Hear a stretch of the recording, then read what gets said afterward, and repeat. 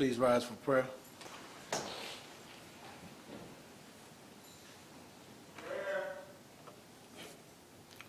Allahu Akbar, Allahu Akbar, Allahu Akbar. Uzu billahi minash shaitanir rajim, Bismillahir Rahmanir Rahim. Surely I've turned myself to thee, O Allah, striving to be upright, to him who originated the heavens and the earth, and I'm not of the polytheists. For surely my prayer, my sacrifice, my life and my death are all for Allah, Lord of the worlds. No associate as thee, and this is my command in the name of those who submit. O Allah, thou art the King. There is no other God besides thee. Thou art my Lord, and I am thy servant. Been greatly unjust to myself, and I do confess my faults. So grant protection against all my faults, for none can grant protection against faults but thee. And O Allah, guide us to the best of morals, for none can guide to the best of morals but thee. And take away from us the evil and indecent morals, for none can take away from us the evil and indecent morals but thee. O Allah, make Muhammad successful, and us the true followers of Muhammad successful, as thou did make Abraham and the true followers of Abraham successful, for surely thou art praised and magnified. And O Allah, bless Muhammad, and us the true followers of Muhammad, as thou did bless Abraham and the true followers of Abraham, for surely thou art praised and magnified in our midst. Ameen. Ameen. You may be seated. In the most holy name of Allah, who appeared to us in the person of Master Farad Muhammad, we thank Almighty God Allah for his coming. We thank Almighty God Allah for his raising up in our midst the most honorable Elijah Muhammad, the exalted Christ. And we thank both of those men for leaving in our midst the Honorable Minister Louis Farrakhan. I'd like to greet you all with the greeting words of peace and paradise. Assalamu alaikum. I don't know about you all, brothers and sisters, but I am extremely excited. Yes, right? And extremely excited about this moment because it's a historic moment, and brother will talk more about it. But before I talk about my excitement, I want to apologize for my dress. I didn't have an opportunity to put my suit on. But thank you all for being here. We have believers from Baton Rouge, we have believers from Mobile, Alabama, and Mississippi via New Orleans. And we have some believers that are coming in from Houston, and they'll be here on tomorrow. But we thank you all for taking time out of your schedule to travel here to participate in this beautiful occasion. Dear brothers and sisters, I am extremely excited because of one of the things I really love to see the believers smile and the believers experience joy. Yes, sir. And I think with the brother that we have here today and what the message that he's going to bring is going to accomplish that. Because God wants joy for the believers. Yes, sir. Allah wants the believers to be excited, right? Not to be walking all down and feeling all sad. We should be excited because we know that we are the recipients of an ancient and age-old wisdom. Is that right? That Allah has came himself to give us. I know that we're going to be happy today because our brother is here and he's going to provide a service. And he's going to provide a service that's going to help us to get a better understanding of a man who I know, and I believe that you all would agree as well, is one of the most beautiful human beings on this earth. Is that right?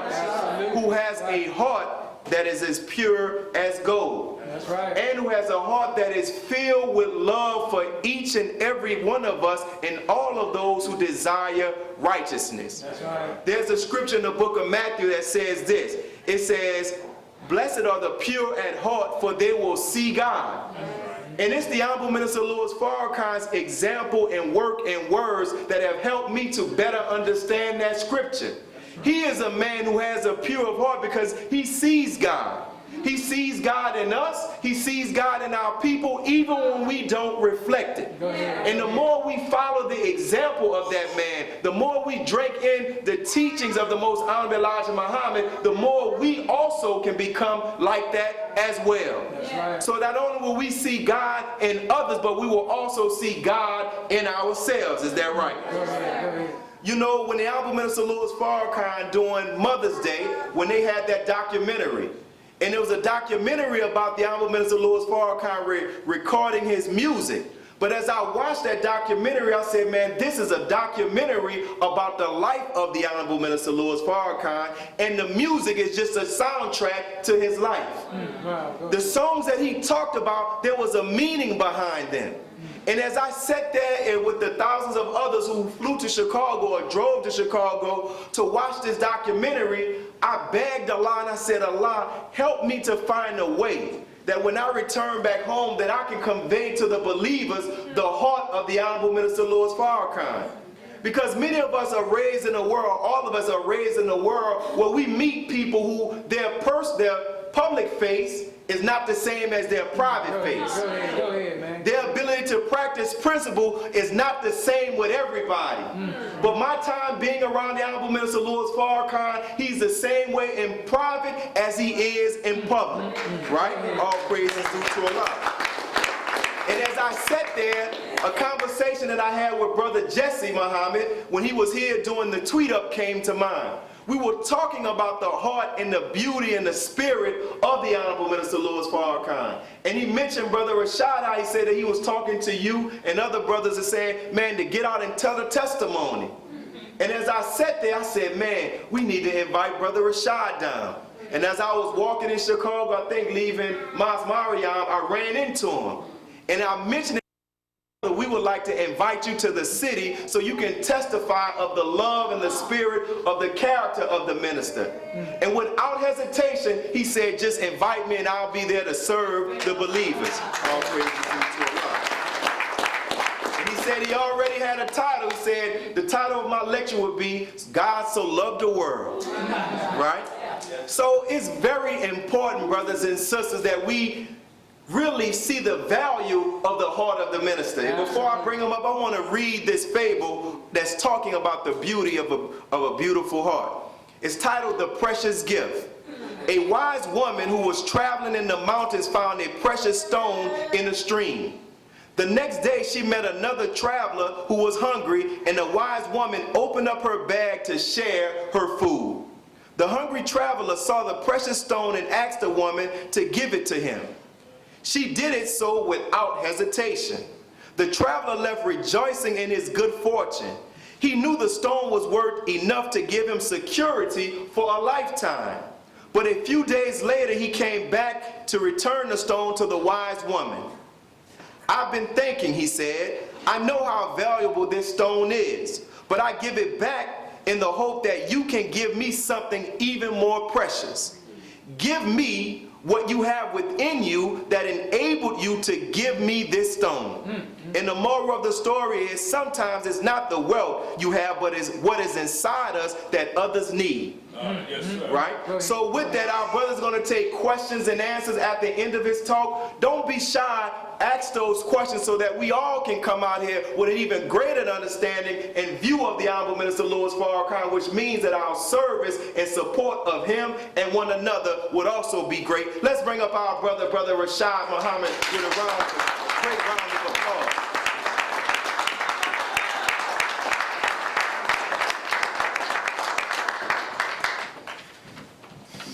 In the name of Allah, the beneficent, the merciful, I bear witness that there is no God but Allah. And I bear witness that the Honorable Muhammad is indeed his exalted Christ. First and foremost, on behalf of the Honorable Minister Louis Farrakhan, I'd like to extend to you, the believers, the greetings of Assalamu alaikum. Please return the greetings of Louis Farrakhan. I most certainly will. And also, I would be remiss in my duty if I did not convey his love, as Brother Willie, Minister Willie, had spoken of. And I think that is the thing that has us all here as believers. So with that, I would like to just move forward. And believe me, I'm a novice at this. As Brother Willie said, when he asked me, would I come and share with the believers, I said absolutely. And the reason that I selected that particular subject matter is because the thing that always comes to my mind and heart is the love that the man of God has for us and the people, and the love that God has for us. And if we truly understood and knew the love that God had for us and what that empowers us to do, once we understand it, then we'll be found a great people in the land. And I just wanted to share with you my testimony as it relates to the Honorable Minister Louis Farrakhan and the works that he has done. But as you all know today, we basically have set up for dialogue with the believers. And this is your time, and I'll just share with you a few things about me so that you may feel free to ask different questions. And the reason that I'll share with you are a few things about myself, not that it is important, but just to give you an idea of the time that I've shared with Honorable Minister Louis Farrakhan. Like most of us, I came into the Nation of Islam at 19, or as a young man. This year I'll be 49. I've been personally traveling with the minister's detail as a part of his security for the last 28 years as we go into our 30 years of service. So I've actually been able to witness the Honorable Minister Louis Farrakhan in his private settings, in his public settings, with his family, and as it relates to business and different aspects of his love and his service to our people. And I have seen and witnessed this, and one of the things that I always thought and said was that if the people really understood and knew what he was offering us and what we can actually come into the possession of by simply obeying, then we would be a great and a wealthy people, and great in the sense of accepting God's reality and living accordingly. You know, and wealth, like I say, the earth belongs to the righteous. And as Brother Willie mentioned, gold and diamonds or whatever that may be that is in the earth, there's none more precious than the life that God has given to each one of us, because all those things were here before you got here, and they'll be here after you're gone. Right. So just to share with you, you know, if there's any questions, feel free to ask. I've been with the minister through, as we say, sickness and health. I've been through with him as it relates to the victories, just about every major event that you may have heard him speak of. By God's grace, I've been able to be a witness to these events. As relates to the Jews, as you know now, he's in a great and heated fight with the synagogue of Satan. Yes, sir. And as he said, those of you that will go back into history, he said that when he first entered into this battle, he did not know the type of fight that he was getting into. He just got into the fight based on his love. That's right. And his love propelled him to do it. So when they came at Reverend Jackson, then out came the minister swinging. And as you know, when the believers get into a fight, we don't ask any questions. That's right. We get busy and get right in and do our part. And as he looked up, he saw that this was a big fight. And it's been a long battle as it relates to the Jews and as it relates to the synagogue of Satan. And now as we have entered into this raging battle, my question comes to the believers. What is it as it relates to our responsibility, and what is that we have to do? What is our part, and what role will we play? And as the Honorable Minister Farrakhan has instructed us, the only thing we have to do is to be righteous, to accept our own and be ourselves, and to live the life that he has given us as it relates to the teachings of Honorable Prophet Muhammad. And in that would empower us, and that would help to bring down the world. There's just a few more points that I wanted to share, and then we can go right into the questions or anything that you may would like to ask. And as I was sitting in Minister Willie's office, I grabbed the Quran with reflection, just thinking, and I said, man, I wonder what Allah would have me to say, or what would he have me to do. I said, well, as the minister say, just pray, kiss the Quran, ask Allah to bless you. Also be mindful that when you open up the book, there's two realities, God and Satan. And he's also present, and you don't want the Satan himself to come up.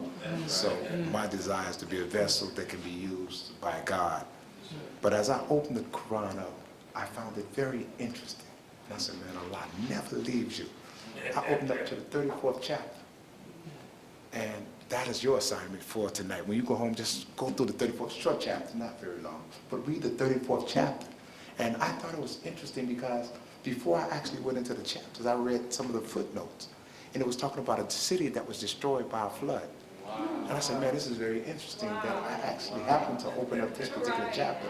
And this is what it's talking about. But it also talked about the victory of the believers. That's right. But it also talked about how we can become somewhat lax once we've been given certain access, once we've been given certain gifts. And we know that, you know, with the blessing also comes responsibility. That's right, that's right. As Brother Willie said, that when the gentleman said that he would like to get some of what she had, I would think that would be the Spirit of God. And I would think that would be love. Because it is out of love that we give. and it is out of love that we serve. That's and right. that's why when brother asks, I have no problem coming to serve you because I love him. That's But right. he said of us, if you love me, then learn to love one another. He said, I know you have no problem loving me, but will you love each other? Go ahead. And as I step out on the water, as I step out on faith, I think it'll come easy because I know that I love him enough to love you because he taught me to love me. And now that I'm learning to love me, I think it'll come just a little easier learning and demonstrating my love for you. And as he said, love presupposes duty. And I have a duty to the believing community to come and share with you all that Allah has blessed me with as relates to seeing him, as relates to his service. And if I could, brother, please, one. But as it relates to his service, because his life has been a life of service, but it's been out of his love.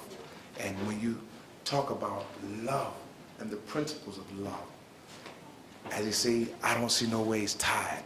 You know, the minister worked from night to day Go ahead. out of his love to see that we receive and get what it is that we need. Go ahead. And once we learn to serve one another out of that same love, there's nothing that we would have or desire as a people that we wouldn't actually accomplish and achieve.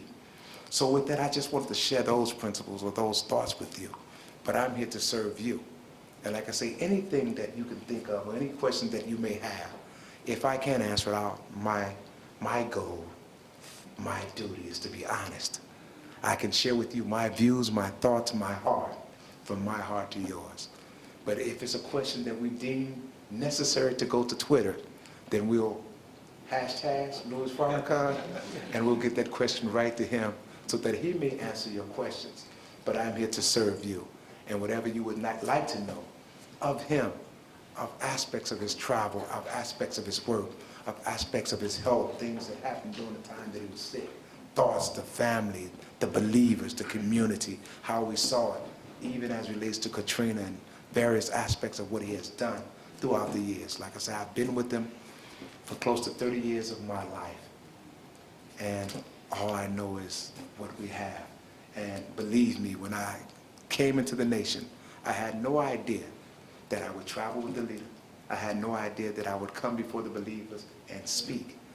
I had no idea that I would address the believers on a Sunday. That was so far removed from my mind.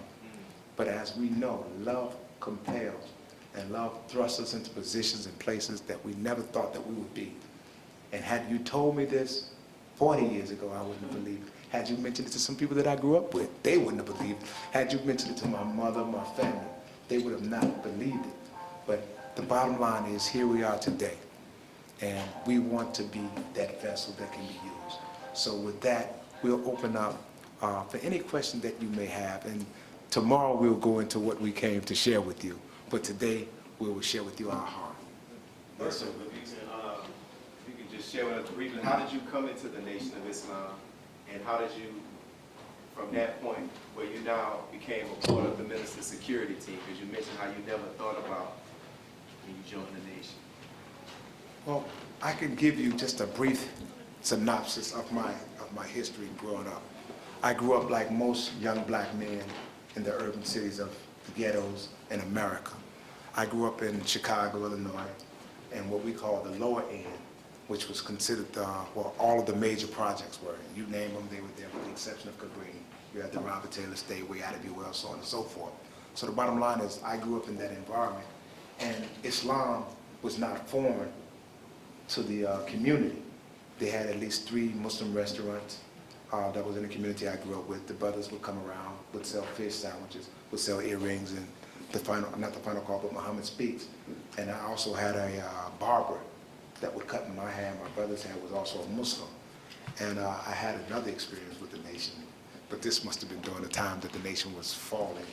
But I happened to be, like the brothers in the hood, we had a thing where in the neighborhoods, if trucks came to make deliveries, we would lighten their load. So one night, one of the Muslim brothers came to the neighborhood, and I would assume that he was visiting someone. And he must have didn't make mention of it to the rest of the brothers because nobody never followed up. But anyway, we lightened his load. So we had bean pies on top of the refrigerator, cakes, for days. So I had a very, fond memories of Islam as a young boy. Then going into high school, I had a history teacher that required of all the children that was in his class to wear a Muslim name for that particular Black history class. And also,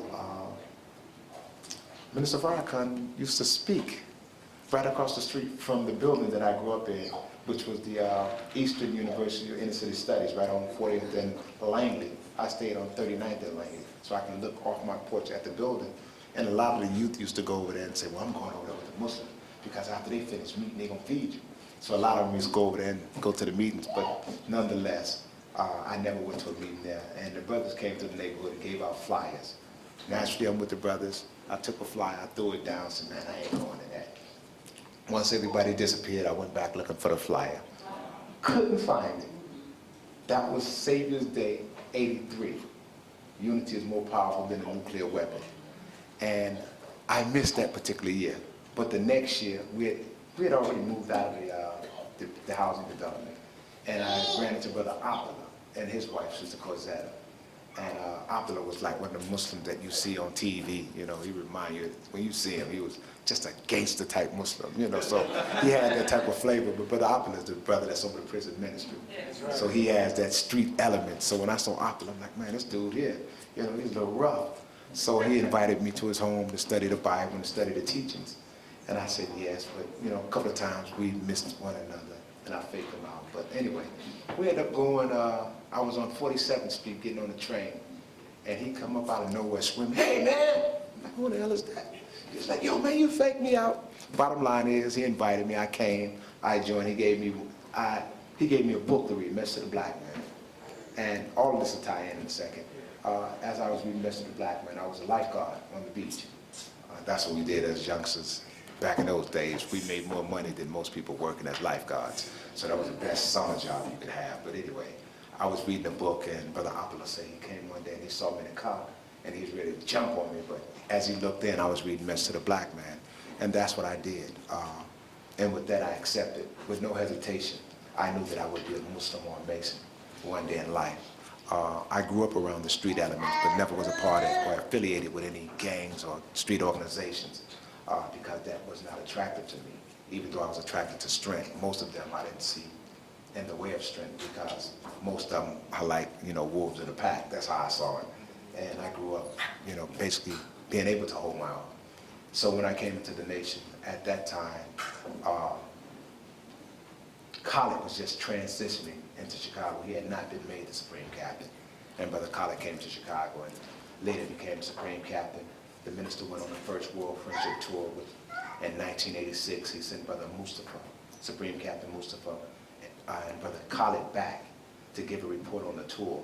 But also at that time, that's when Brother Ali, who was known at that time as Brother Frank, became the Supreme Captain. And while he was Supreme Captain, he knew that I was a lifeguard, and he knew the heart that I had as a young man moving around. He asked me if I would be interested in being a part of the Minister's Security Detail. And I told him yes. The minister was still overseas at that time. So when the minister returned in 1986, after he completed the tour, he introduced the Clean and Fresh products, which at that time was just coming out of power. People organized for working economic development. People organized working for economic rebirth, that's what it was? Okay, and that's when he launched that in 1985. But the first tour, or the first stop on that tour was in Detroit. But in 1986, he came back and we actually had the products through Brother Leonard at that time. And if you go back to it, I think it was at the Conrad Hilton in their grand ballroom where the minister actually introduced it. And if you see some of the pictures, you'll see that on that particular day, I was sitting in front of rostrum. And after that, that's when I started to travel with the Supreme Captain and with the minister's detail. But I was actually trained by Brother Ali, who at that time was known as Brother Frank Muhammad, who actually trained me in the way of security as it relates to what I know. And I'm grateful today because he had given me a foundation that has taken me around the world And no matter where I've gone, no matter who I've interacted with, it is based on the foundation and the teaching that he gave me according to the teachings of Muhammad, as relates to the discipline, as relates to the diet, as relates to just principles being a young man and how to interact with others, interact with women, sisters, and so on and so forth. But it was Brother Ali, who I would say was one of the most principled men in my life during that time. And I would contribute his efforts to my stand today because of the foundation that he gave the young men that were with us. So I would always be grateful to Brother Ali for the training that he has given us. And that was the way that I came into the minister's detail. And from then on, I was moving around. And when Brother Sharif became captain, naturally I was already moving. But the E-team at that time was not known. And I'll just give you a brief history on this. Since the E-team was not known as the E-team then. It was known as the escort team. And you had a young brother by the name of Michael, who later became the youth minister, who also was into acting with the gangs on behalf of the nation, who was also like a lieutenant, who was also a part of the training under Brother Ali, as relates to, so they actually put us into a training program where we learned certain aspects of security, but we also have to learn certain aspects of spiritual development as relates to the minister of Muhammad, how we saw, and so on and so forth, because as we went into it, you know, security is not necessarily a physical reality. It's based on a spiritual reality. And most people think that security is based on being big and bulky, but it's also based on the principles of your ability to think. And as the Honorable Minister Farrakhan said, that when Elijah Muhammad came, that there was a threat on his life, and they asked for volunteers that would serve as honor guards, or those that would be willing to give their life. And he said when he stood up to volunteer, that the captains looked at him, because if you go back into history and look at the pictures, the minister was a very small framed man. And they said, no, brother, you look too small. But he said as he thought about it, he knew that they did not understand, because it was not a build or a body that actually stopped the actual lead that would come through a person, but it was the mind. And when you understand how to control your mind, then you really understand the principles of what we're taught. And if you go into what he said just in that little brief statement, and you learn to apply it, you'll see the greatness of our God and what he has given us. And just with just a brief statement of what he said, if you understand that, if you understand how you can align your mind and your spirit to become one with your body, where it can become solid, where it can stop things from penetrating through it, then you'll understand the power of God. And that's where we are actually going to grow. But if that would be it, so that we don't continue with that one, but if that would answer your question from their perspective. Thank you for this. Yes, sir. Yes, sir. Wa alaikum salam, sir. How does it feel to be in the minister's presence at, all the time like that? You How know, does it feel? I've been with the minister, like I say, close to 30 years, and I'm still not comfortable where I take certain advantages or certain leeway. I don't put myself where I shouldn't be. If I'm not asked up, I will not step up. I'm very respectful and mindful of who he is and his presence amongst us. The thing that I would say is it's like being in the sun, and when you're like in the sun, most people relate to the sun when they're on vacation, when they're having the moments that they can enjoy. When the sun is out, everybody want to come outside. Everybody want to bathe in the sun. Everybody wants to take the ray of the sun, the energy of the sun. And when you're in his presence, it's like being in the presence of the sun. Wow. And as I think of him, and as I think of the powers of his being that radiates from him, the thing that comes to my mind is like being in the presence of God.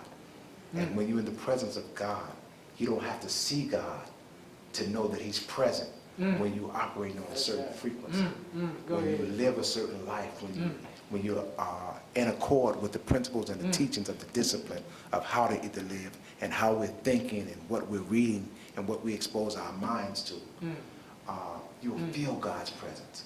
It's like the energy is so vibrant. So it's like getting a charge, but remember, to whom much is given, much is required. And sometimes we're so abrasive one to another that we sometimes put out the flame. And you may think that, yeah, he loves me, but sister so-and-so don't love me, or brother so-and-so don't love me. But the thing is, when you're in the presence of God, you feel it. you feel the presence. And it's like when you're in love. When you're in love with one another, you feel the presence. And when the man of God is present amongst you, and you're operating on a certain frequency, when you know you haven't violated any laws, you know you haven't violated any principles, you haven't violated any person, then you feel a certain way. And the energy generated, it becomes one. It's almost like positive and positive. When you get too positive, it just becomes more positive. But if you've got negative thoughts, when the positive energy is present, then there's a balance, there's a battle. But the more you align yourself in your heart with him, then the more you can bathe in it, and you'll create your own reality as a son. And you'll become a reflector of the sun. You'll be, as he say, one of the stars in the constellation. You'll reflect God.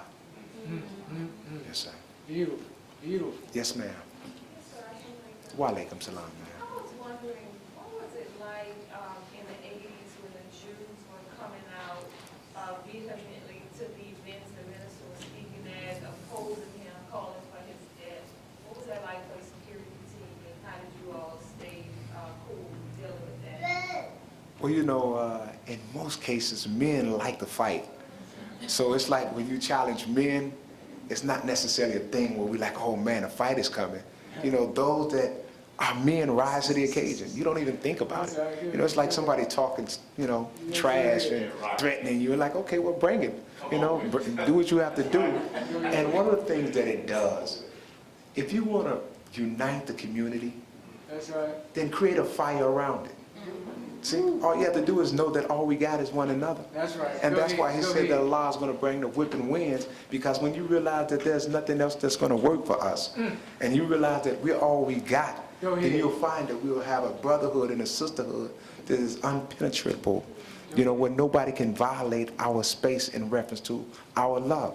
So when it came to them making threats, when it came to them protesting, then naturally, you know, we have a thing is, you know, we're not the aggressors. You know, we fight with those who fight with us. They can assemble and say what they desire to say.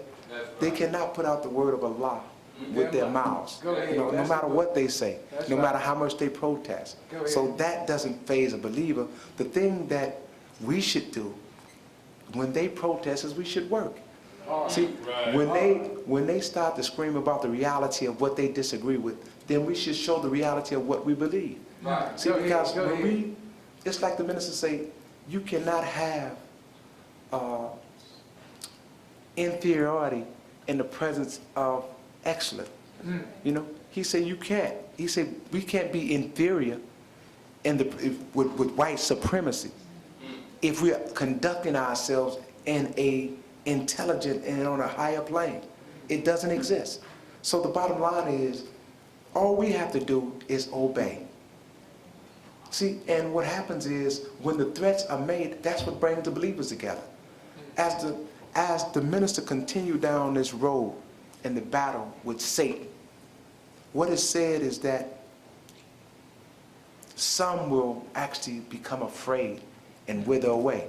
Some will start to chat and say, man, why don't he just stop talking about them? Why don't we just do the teachings, and why don't we just work with our people, and why don't we, you know, raise black people and clean up our communities, not understanding what the true fight is all about. See, but the thing is, know that he's going to get bolder. That's right. And know that he's going to become so offensive that they won't be able to stand it. And you know, when we're talking about how someone is offensive, you're offensive. That's right. Well, we generally think that as being foul or disrespectful. But no, when someone is on the offense, that means they're in pursuit of you. That means that now you're in defense. Remember, when he got into the fight, he was defending his brother. See, and he didn't realize what type of fight he was in. He was just in love. And then when he found out, this is what this is, now he got after him, so now he's on him. That's right. And I mean, his foot is so far up their backside that you could almost not even hear them. But because we so used to hearing them, Go ahead, we go still ahead. hear them as a people. Go ahead. But his go foot ahead. is so far up their backside that they can, you know, it's like a murmur in a sense. Go ahead. And that's a part of their tactics. So if that would answer your question, sister, the fight is, we welcome the fight. You know, it made us tighter as a unit. Go ahead. It brought the brotherhood tighter. The more Go ahead. fights we had, the tighter we became. Go ahead. Go The ahead. less we was at each other. Go ahead. Go ahead. You know, so we believe me, as I remember in the 80s, we had fights. You know, I was in so many fights at one time. The minister's daughter used to call me Spanky. And that's, you know, that was a joke, Spanky. Every time you look up, I was involved in the rumbles here, there. And not that I desired to, but the bottom line is, when, like the minister said, when you're in love before you know it, you didn't even know what it was about. You're like, man, I just got into it. I was just on post one day, holding post. Next thing you know, dude swinging on me, and we fighting. You know, I'm at the mosque. Next thing you know, somebody comes threatening the mosque. It's a big fight, you know. So, and I could tell you about some fight stories too. But anyway, but yes, man. But the fights bring us closer together, and we don't leave us. You know, the Muslims welcome that, especially when we know we live our lives in peace. That's right. That's Especially right. when we know we have violated no man. That's right. That's right. That's right. Would that be any other question? Yes, sir. Walaikum salam. We all know Mr. Barker had a very special relationship with Brother Muammar Gaddafi. Yes, sir. Can you give us some insight to that relationship, and more specifically, when he died, how did the minister know? Did he get a certain call? Because the minister came out with confidence that he was dead, and what was the atmosphere around his death? Because I know he publicly said that the nation is in mourning behind the loss of Brother Muammar. Well, when you speak of the Honorable Minister Louis Farrakhan and his relationship with Brother Gaddafi, all we have to do is examine the heart of the minister. See, this is a man that, you know, when just thinking of Gaddafi and thinking about the minister and the love that the minister have for Brother Gaddafi and what Brother Gaddafi was trying to do for the nation and what he wanted to do for the nation, and the type of heart that he had and what he wanted to do for black people that we didn't understand. And even those in the nation that truly didn't understand the relationship of what that man represented. As the minister said, that he represented the Nation of Islam, and he represented himself. So naturally, as he saw Brother Gaddafi, he reflected over himself. As the news broke, it was like he saw it from my perspective, and this is my perspective. He saw it like most of us. But when he saw it, he knew that was his brother. That's right. You know, and when you, to me, you know, by God's grace, I've been blessed to travel with the minister. And I would say probably, man, that's something. 90% of the time that he went to Libya in the last 15 years or so, or 97% of the time, I was blessed to travel with him. And it's something to develop a brotherhood, man, and to really see them as your brothers, and to know some of them, and to know that they lost their lives for a cause, and to understand what has taken place. So I would say that the minister was torn, devastated, you know, and he said it. He said, you know, my brother killed my friend, see, and my brother. See, you have to look at, he's looking at two of his brothers. That's right. And both of them are being used. That's right. That's right. You know? And he's looking at it and he recognized those puppeteers that uses the brothers. Wow. And, you know, as he warned Gaddafi, Brother Gaddafi, he warned him, you know, and he guided him as best as he could. But I'll say, let that serve as an example. See? The minister will never say certain things as relates to his instruction to us, you know? But always remember your enemies and know that they will never change no matter what they promise you. Wow. Wow. And he told Brother Gaddafi that no matter what he did, that they would not forgive him. That's right. You know?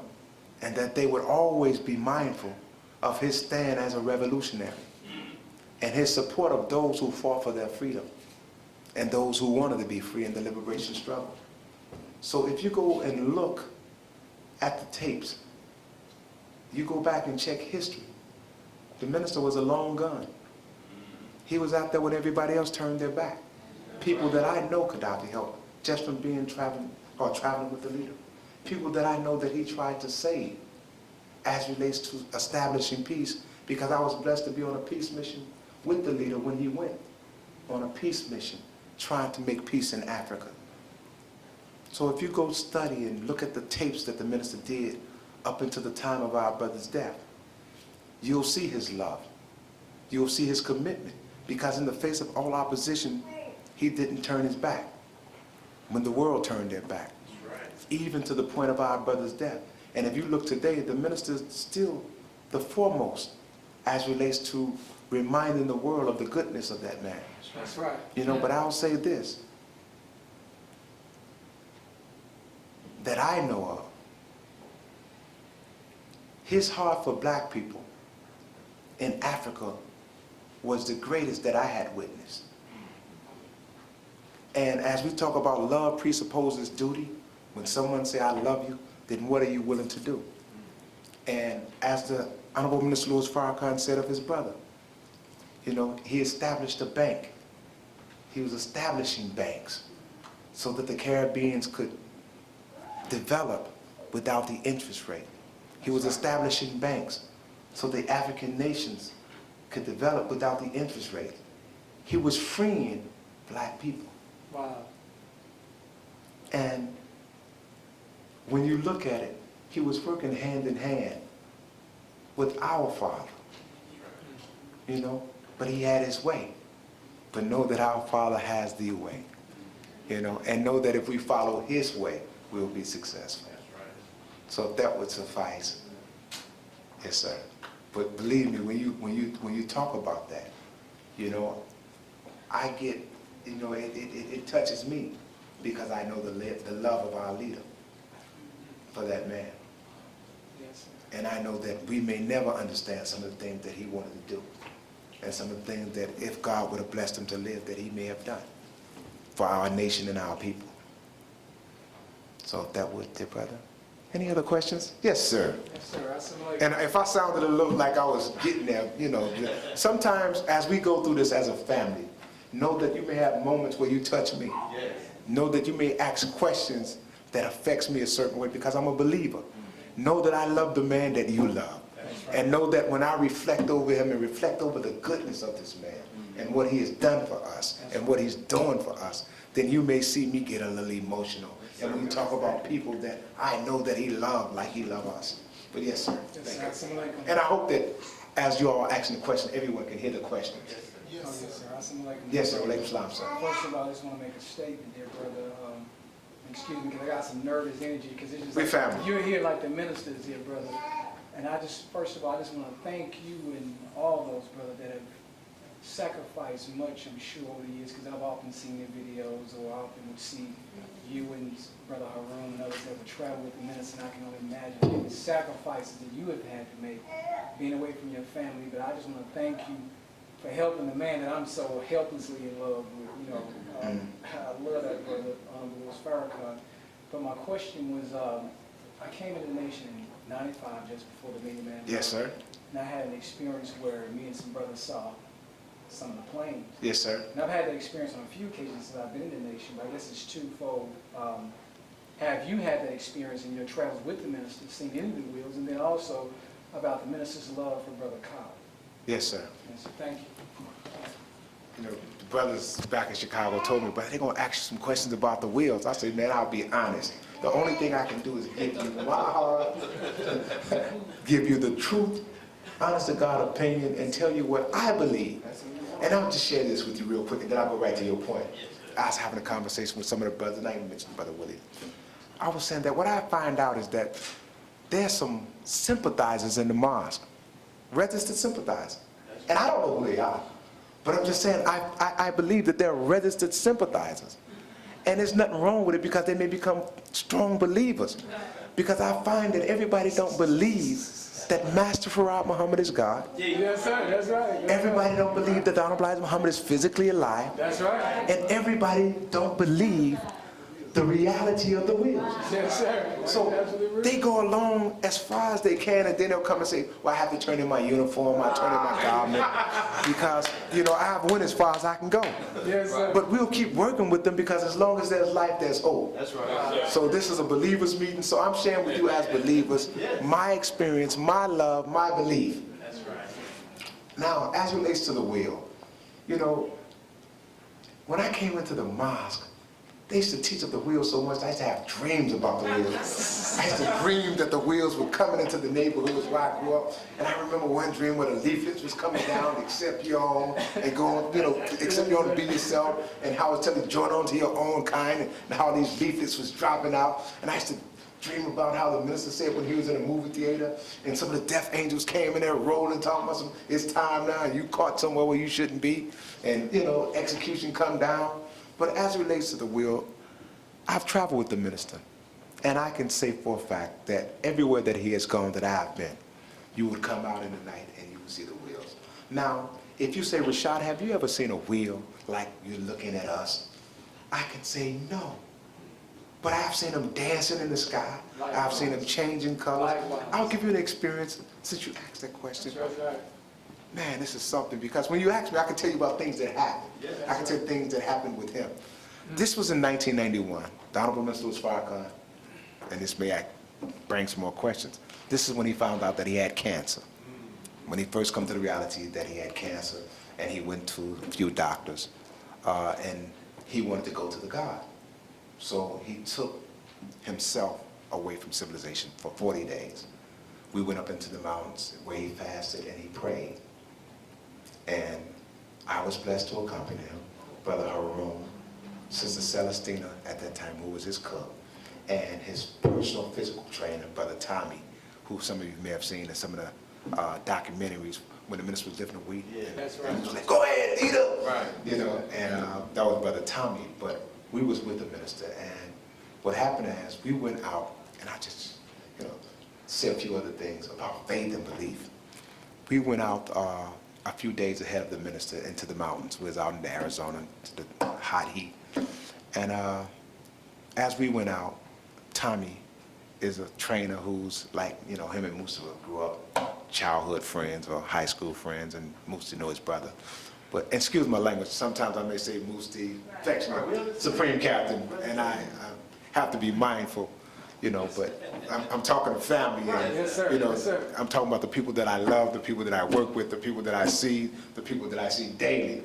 So excuse me if I sometimes may be a little personal, Yes, sir. as long as I'm not disrespectful. Yes, sir. But no. So anyway, Tommy's with us. And Tommy is the only brother that's really not registered Muslim, but he talking about how the minister is his friend and how he loves the minister and all this. But he tell us as we going up, he say, look, man, I love the minister. I believe everything he say. But I'm going to tell you straight up, I don't believe that about no UFOs and none of that. I don't believe that. I'm just telling you, I believe the minister, blah, blah, blah, blah, blah, blah. No problem, sir, brother. You believe what you want. We sit around. One night in this little humble house, and this was before the minister arrived. We were in the bed, me and her room, we sleeping. I'm talking in my sleep, I'm sleeping so good. But anyway, we sleep. Next thing you know, we hear this man screaming, oh man, oh this is on the floor. He's screaming. He done jumped up and he's looking out his windows. And all you see is the dancing of the wheels in the sky. You see them going to different formations, you see them changing colors, you see them moving around, and this man is going ballistic. And I can assure you that if you find him today, he has this written in a journal somewhere. But the bottom line is this man was going ballistic. Now he's bearing witness to the wheels, and we sit up there like, yeah, okay. You know, so as we watched, and they danced and danced, then we go to sleep. The next morning we would get up, you would see the military jets coming to the same area, surveillance area. And the other thing is, when you're in certain parts of Arizona, they talk about them all the time because these are, you know, daily occurrences in certain cities in Arizona. So they talk about them all the time. So we have had those type of experience. And one day at that same location, a dark, dark cloud rolled in, and myself, Brother Haroon, Minister was Parker, and others was out. And he said, this is the wheel. He said that this is how it rolls in. And it was, like I said, it was broad daylight. It was a perfectly clear day. But then a dark, huge cloud rolled in and rolled in right over the house. And you're looking at it like, oh my God. And then shortly rolled right back out and we never saw it again. But the thing is, and here's another experience I had. My wife probably would have to bear witness to this. I tell you, believers, and I'm quite sure some of you have had the experience, and I didn't know what it meant, and I just know that it was my experience. Yes, As I said, I traveled with the minister, and this particular time, and I'll try to get through it so we can get to some other questions. So we are in Arizona and in Phoenix, and I've been out there quite a few times, and at the guest house, sometimes we stay there, and Minister Tony, who was the regional minister, he came onto the property, and there's a big gate that opened up, and Minister Tony comes onto the property. He said, Brother Rashad, I need to speak with you. And me and Sultan come out the back door. He said, I need to speak with you. There was a problem with the brothers, and there's a security matter that I need to address. I said, man, there's always something with these brothers out in Phoenix. Every time we come here, there's a problem. I said, but don't worry, we're not going to train them, because if we train them, the minister won't bring us. And as I said that, I started laughing, and I dropped my head back. And when I dropped my head back, a baby plane shot across the sky, and I followed it. And as I followed it, I looked back, and there was the mother wheel. And as I look at the mother wheel and I look up, I start saying, Allahu Akbar. And I'm saying, Allahu Akbar, Allahu Akbar, Allahu Akbar. And then the minister's daughter come out, Fatima. And when Fatima comes out, she said, what's happening? We said, Will. She said, let me go get my father. Let me go tell my father. So now while we're waiting on the minister, me and Sultan, somehow or another, we end up in some room. And I'm like, I don't know how we got in this room. We end up in a metallic room. It's all silver. Everything is clean. And it's metallic. And I'm talking about the floors, the walls, everything clean. And I'm thinking that we are in the back of, like, at the National House in Arizona, it has a office, and in the back it has a shed. And I'm thinking this is the shed, but I know how the shed looks, and I know what is kept in the shed. And this room is completely empty, and it's a metallic room. So then, me and Sultan, like, man, Allahu Akbar. Sultan said, man, I gotta see it, I gotta see it. I said, no, I don't have to see it. I know they come to get me. I believe it. I don't have to see it.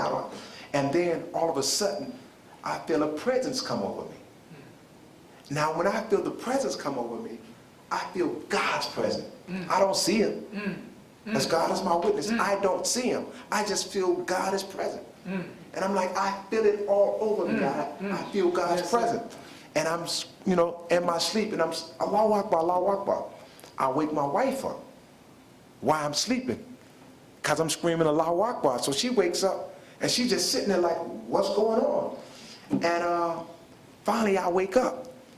And when I wake up, she's like, what happened? What was your dream?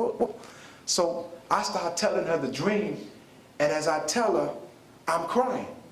And I don't realize I'm crying, but tears are coming down my eyes as I'm telling her about what just happened and what I went through and what I thought. And then as I went through it and I explained to her, she said, well, why don't you go downstairs and write it? I said, okay. And I'll say this. I always used to wonder or ask myself the question, will I be present when the wheel takes him up? And then as I thought about the God, and I thought about the reality of God, and I thought about the believers, I said, man, you don't have to be present to see him go up. That's right. See? Because he said that I send my mind out at night sometimes just to see what you're into. And some of you, I try to warn you, and you come back. But some of you, you're so far gone that you don't even hear me. Wow. And I know that as believers, God will allow us to see things that others will not see. Yes, sir. Going right back to what Brother Minister Willie said, based on the purity of your heart. Yes, sir. When we learn to cleanse our heart, you'll see things that others don't see. So when it comes to that, I don't know that I would be blessed because I'm physically there. I know that the believers, whomever they will be blessed. And I know that when they tell us of their account, we would have to bear witness because of the truth of what they say, how they say it, and their countenance when they say it. Go So the ahead. bottom line is God can give that to any of us. So I've had those experiences from my personal account Yes, sir. as relates to the will. But I absolutely believe in everything that Master Farad Muhammad taught. Absolutely. Everything. Yes, sir. And I truly believe that when we get to that point, we'll all see it. Some of us will live to see it, and some of us will just always have that in our hearts and know. But the bottom line is everything that he taught is real and right. true. That's And right. everything that the Honorable Muhammad taught you, whether you know it or not, can be proven and is real. That's right. All you have to do is clean up, That's right. become That's a right. vessel that God can actually come through. You have to become like that crystal, like that gold. You have to become like water. You have to be that which God can use and come through. Go ahead. Go And ahead. if we live that life, then we'll become that type of human being and we'll vibrate on certain frequencies. Beautiful. That's my thought with that one. Thank you, brother. Thank you. Sisters? Brothers? Go ahead. Khalid part. Sir? Khalid part. Yes, sir. Yes. Khalid part. Yes, sir. Thank you. You know, I came in under Khalid as the supreme captain. And, you know, I was a youngster. It's something when you come into the nation, man, I was a grown man, but I saw myself as a little boy. I didn't even see myself as a man. And I'm talking about, you can get so caught up in this, that if I didn't have children, I still probably would act like a little boy. But the bottom line is the responsibility. But when Khalid came in, as the minister said, Khalid was a beautiful brother. Yes, sir. Khalid loved black people. Yes, sir. But and this is my personal opinion, and some people may disagree with me, some people may want to beat me up, some people may have their thoughts on it. But as the captain that represented discipline, a man that showed discipline, deep down inside, it was not present. And I think that as we discipline our lives to be a certain way, we have to discipline our hearts. Yes, sir. See? And it goes right back to cleansing the heart. And you can't be puffed up and think more of yourself. That's right. You know, as a young man in the nation, I saw Khalid wear every title in the nation except leader. And the leader tell us the greatest title we can wear is brother. That's right.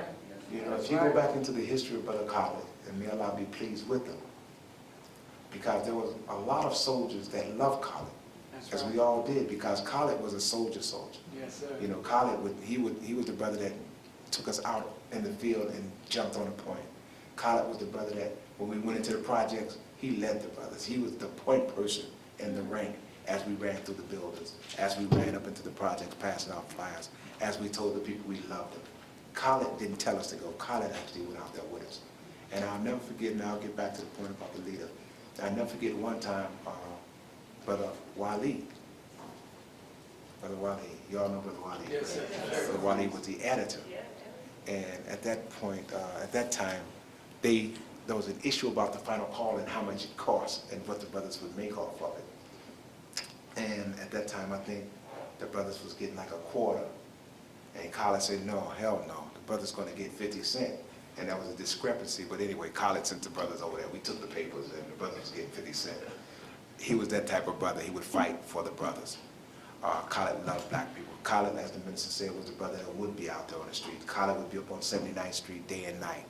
And if you go to Chicago and come down 79th Street, that's one of the wildest streets right now in the city. But Khalid would be up and down 79th Street on the sidewalk. Everybody knew Khalid. Everybody knew Khalid's car. Khalid loved his people.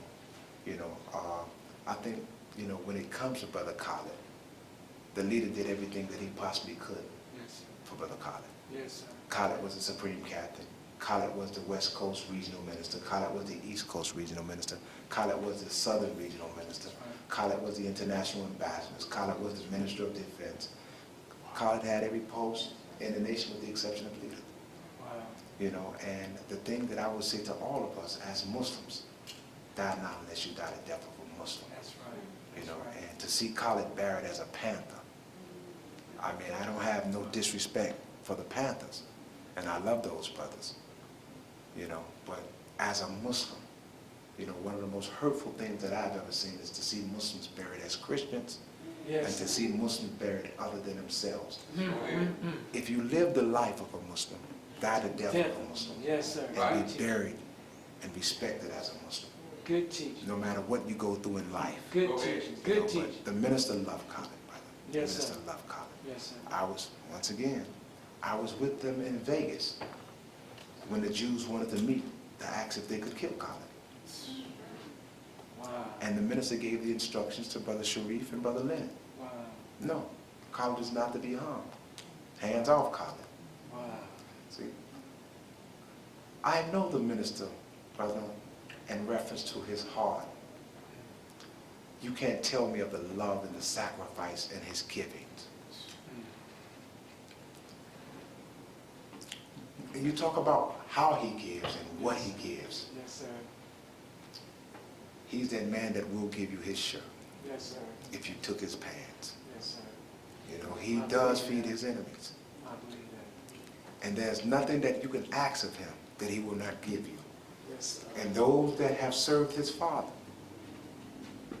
there's nothing Yes, sir. that they can ask of him that he would give. No matter what they think of him, no matter what their relationships is with him. Yes, sir. But his love for his father and his love for us Yes, sir. goes beyond our hatred of him Wow.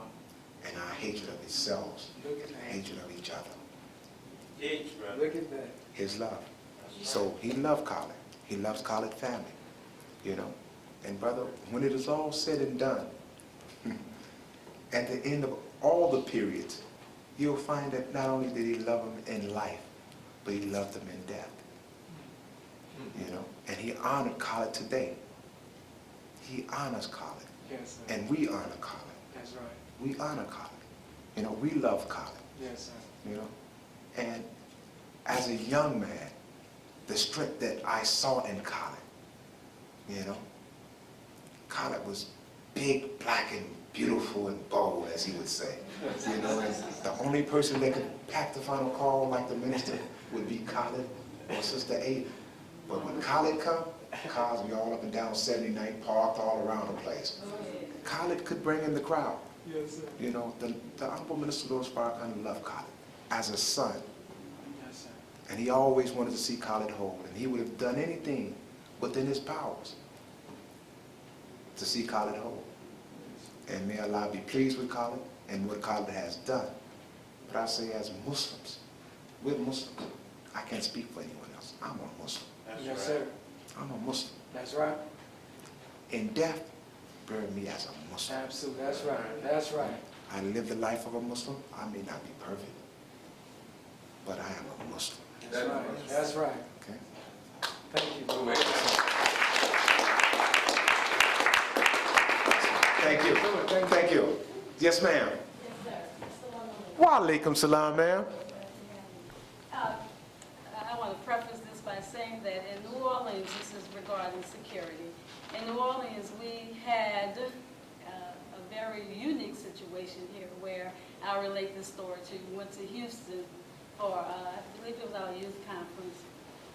And when we had our late night little dance or party, afterwards the sisters and I who were present, we stood at the door and everybody was leaving. Yes, ma'am. So they were like, okay, sisters, everybody gets in your car. We didn't move. Yes, ma'am. And you know why?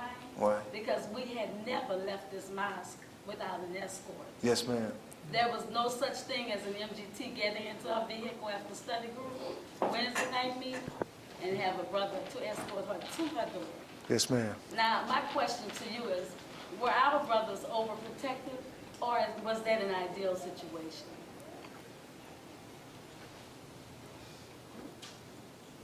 As a mother, when you look after your child with love, willing to do what is necessary, would you consider it overprotective? I think that when we're in love with one another, we watch out and look after one another. You know? right. And there's nothing that we do to ensure the security of one another. That's right. That's See, right. and it's something, see, as the minister teaches us, love presupposes duty. When someone loves you, they don't have to say it. See, you know it by their actions. That's right. Sometimes we may not appreciate it because we don't know what love looks like. Right, right. But love is wrapped in our duty. And as FOI, we have a duty to you. Go ahead. And as MGT, you have a duty to us. That's right. And when we learn to perform our duty one to another, then we create an environment of love. Wow. You know, as I shared with some of the brothers earlier today, there's a thing in the Bible called the fruits of the Spirit. That's right. We call the fruit of Islam. Yes. But the fruit of the Spirit talks about being kind, Yes. being patient, Long suffering. long suffering. See, that's love. Yes, sir. See, that's love. There's another scripture that talks about charity. And it says that love and charity sometimes can be interchanged. And it says that if you have not charity, see, then you have not. See, and all the things that you have, if you have not charity. And I thought about that. I said, man, if you have not charity. See, because it talked about giving to the poor and feeding the homeless in this charity piece. And I thought about charity. So I said, man, this charity is bigger than that. This charity is bigger than that. And then I thought about how they say love and charity is interchangeable. And then I thought about the minister. And then I said, oh, I got it now. I understand. When we truly understand charity and love, the greatest gift you have is life. Wow. And when you give it back to he who gave you life, which is the Creator, then in return, he gives you a greater gift, which you can share. Wow. See, and once we learn to share this gift with one another, then the expression becomes, you know, something new to this world.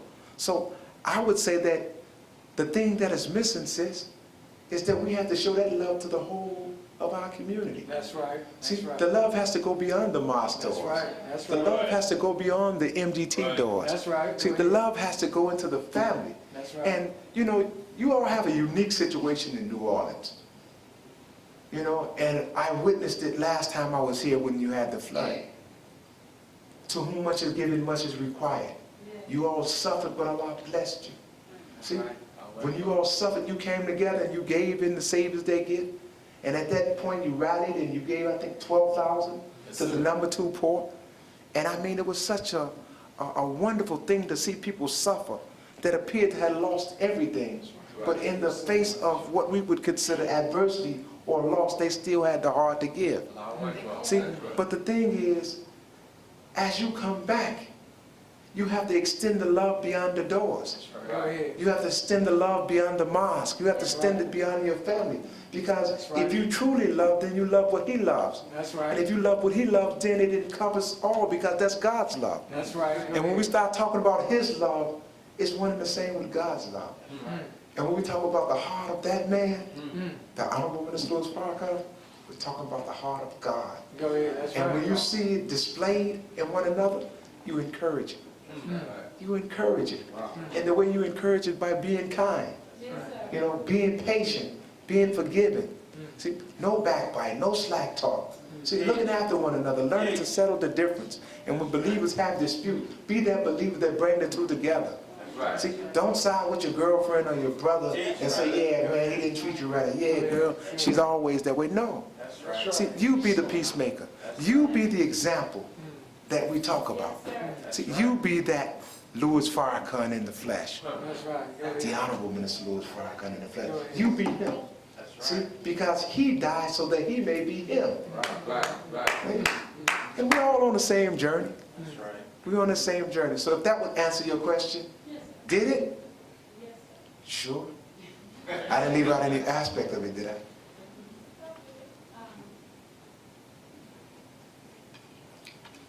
Okay.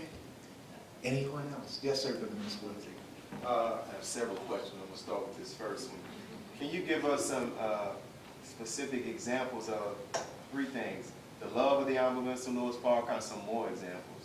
The spirit of the minister, the courage of the minister, and I'll also say the character of the minister. You said the coverage of the The minister? courage. The courage. Excuse my south.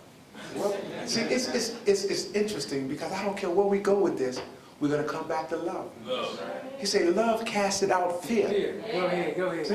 See, not that I was courageous, not that I was bold, but I was in love. Go ahead, go ahead, go ahead. And when you're in love, the things that you do when you're in love is giving, love is sharing. See, ain't nobody got to tell you to give somebody you love something. See, when you truly love, I ain't got, you can ask me to give you. See, when I love you, everything that I have is yours. Go ahead, go ahead, man. Go ahead, go ahead. And he demonstrated that by giving you everything he got. Go ahead, go ahead. See, and he gives you the greatest gift, which is himself. He said, I die daily for you. See, he worked tirelessly giving you of himself. That's right. Do you get the example yet? See, can you imitate me yet? We want to dress like it. So we go get a big ring, we go get the alligator shoes, we go, you know, and then tax the believers. And he said, no, that's not it. See, I got a story that I'm going to share with you all and ask you, how well do you know him? See, how well do you know him? Because if you know him, you know his Father. Because they're one and the same. That's right, that's See, right. when you look at him, you be looking at his Father. Go ahead. And when you start talking about some of the, I can tell you about his love as it relates to me. And I know that he loves you the same. He loved me so much that he taught me how to love myself. Wow. See, Wow. I didn't love myself until I met him and the love that he showed for me. And because he loved me, he was patient with me. Wow. When they say, get rid of that one. You know, Rashad, some of you know me, you had your run-ins with Rashad. Especially if you've dealt with security or protocol. There's quite a few believers that can tell you a Rashad story. But the thing is, know that as we grow, when we're patient with one another, Yes, sir. see, he loved me enough, and he loved you enough to look beyond our faults. See, he knew what we were when we came. Yes, sir. That's why he came. See, but now when we start talking about his love, do you know who love we're really talking about? See, when you start talking about the love of the Honorable Mr. Louis Farrakhan, do you know who love we're talking about? See, now let's identify the God that truly loves. See, we're talking about the love of Master Farad Muhammad. That's right. Go ahead. See, because it is his love. See, it is his love that put this thing in motion. That's right. Go See, ahead. Go because he loved us. Go ahead, go ahead. See, he raised one that he knew that would care for us Go ahead. with love, Go that ahead. would give us his mind. Go ahead. See? Go ahead. Go And ahead. as he gave us his mind, he went and found one that had his heart. See, so now we have his heart and his mind. Go ahead. Go ahead. Man. See? So now if we accept it, see, he said, I knock on the door. Who shall ever open it and invite me in to sup? I'll dine with you. You know, I'll sit down, we have a meal. You can grow, you can eat on me. See, you can feed on me. See, you can grow into me. You can fall in love like me. See, so the thing is, his love for us. If we accept his love, if we study his love, if we practice his love, then we'll find a greater love in our community. See, how do I know he loved me? Because of his patience. See? As Brother Minister Willie talked about his album, they say it's the minister's life in music. It's the minister's heart. And there's one tune that just does it for me. He ain't got to play no more. Denise Williams. And any of you all that have ever heard Denise, let me just turn this off. It shouldn't be nobody calling me. I've been excused from the detail. We're going to turn this off. And please forgive me for making such a wonderful mistake. But as you all know, we so used to working that, you know, we do what we do. We're on 24-hour call. And if the right call come now, I leave now. But the bottom line, my point was I was where? Denise Williams. Denise Williams. Denise sings like no, she puts it in it. It's more like spiritual to me. You know, if you grew up in a church and you hear Denise sing and she get the hit in it, Denise make you feel like you always having a summer day, which is beautiful and it's your day. But it's a part in that way she sings and talks about he looks beyond my faults. See? And as he plays the violin, and as you think about it, and I think about him and me, our relationship. See, you all have personal relationship with him. My relationship with him is not a physical one. I'm there and I'm with him. Go ahead, go ahead. That's not the type of relationship I have. As he said, I think about him all the time. Yes, sir. You know, I think about him when I get up. I think about him when I'm, going to bed. One night, and I'll just say this just a sidetrack. I went to bed one night in Phoenix crying because I went to bed thinking about a man that I love. I said, man, can you imagine that? It is a man laying in the bed thinking about a man he loved. I said, man, that's something. But I was so happy thinking about that man that I love. I was like, man, but the thing is, with Denise, the way that they put that arrangement together, and I think about how he has handled us. See, I think about how he handled Colin. I think about how he handles his laborers. I think about how he handles his family. See, I think about how he handles his security team. I think about how he handles black leadership, black people. See, and I think about those things, man, and I know that it is out of this type of service. And that's, it takes a while to get there because I was like, man, I don't know. The minister told us that you have to be supernatural. But some, you grew up fighting, you'd be like, I want to get this one. I just want to do him. I'm going to pray later. But the bottom line is to be forgiving. And he's demonstrating it in how he handles us. See, look at our progress. Look where he's at in the projection of it. And how far we're lagging behind. Yes, sir. See, that's patience. Yes, sir. That's patience. Absolutely. But I tell you, the least that we should do, if you ain't going to do the job, please prepare your offspring. That's right. See, if you just give your offspring to God. See? That's right. You just don't have the strength. Well, if I can't do nothing else, I'm gonna produce the best seed that I can produce. Yes, sir. And ask God to take it. Yes, sir. Yes, sir. But the Yes, sir. bottom line is, he demonstrated in how he handles us. He demonstrated in how he handles us. Like I said, I've seen him feed literally his enemies. Feed them. I've seen him disarm us when it comes to his enemies. And I'll share a few things with you. This is family, right? Yes, sir. Now, remember, there's certain things we put on the line and there's certain things we don't put on the line. That's right. So certain things that I say, that's for us. That's right. And know that if you don't have the discipline, then you may find yourself one day being out of the circle. Because it's your discipline that'll keep you. So I'll share some things with you because I'm there and we're believers. And it's facts. But how many of you are familiar with Crow? Crow. Correlation with members of the Yes, sir. Yes, sir. How many of you are familiar with the word named Muhammad? Yes, sir. How many of you are familiar with Silas? See, if you look at the history of the minister in relationship to all of them, he has always been cordial, respectful, and loving. That's right. That's right. No matter what they have said, no matter what they have That's done, right. That's right. he has always demonstrated that for us. And that's why we have not gotten into a fight. That's why we're not in the street acting other than ourselves. Because of what he has done and how he instructs us based on his love. Because some of us, all we need is an excuse. And we don't even need much of an excuse. Some of us hate ourselves so much that we're looking to hurt ourselves. We're not looking to wait till you heal or wait till you get over your issues, whatever they may be. We want to deal with you today and tomorrow we'll have the same issue. See? And that's why he said the law is the law. Follow the law. You don't have to add to the law. You don't have to add not one extra punch to what God has given. What God has given us is sufficient. If we apply what God has given us and practice it to the utmost, we'll find that it works. Don't have to add anything to it. So when it comes to him in the displaying of that, when you start talking about the characteristics of the minister, Supreme Captain Mustafa have a saying where he say, and I would assume that he got it from his father. He said, good manners produce good morals. Yes, sir. The minister is very mannerable. Yes, sir. Mannerable. See, when I came in, I saluted Brother Minister Willie.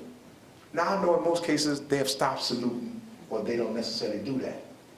But when I came up as a soldier, I saluted him in honor of him and his house. As the minister or the head of this house, I'm showing honor as a soldier. So the thing is, when it comes to the minister in reference to how he handles you in your home. See? How he handles you in your home. See? Even if you came to his house, he still honors you a certain way. Wow. See? Wow. And the thing is, he would do anything that he can within his powers to serve you. That's right. And sometimes it may offend some of us. Wow. Some of us are offended. Some of us feel that you don't have to do that. Now, the minister shouldn't have to do that. The minister will, if he came to New Orleans today, and Minister Willie gave him a schedule that was from night to day, he would work it until he just couldn't work it no more. And that's how he is with our people. Anything that they request of him, anywhere they ask of him to go, if his schedule can permit it and he can serve, he serves.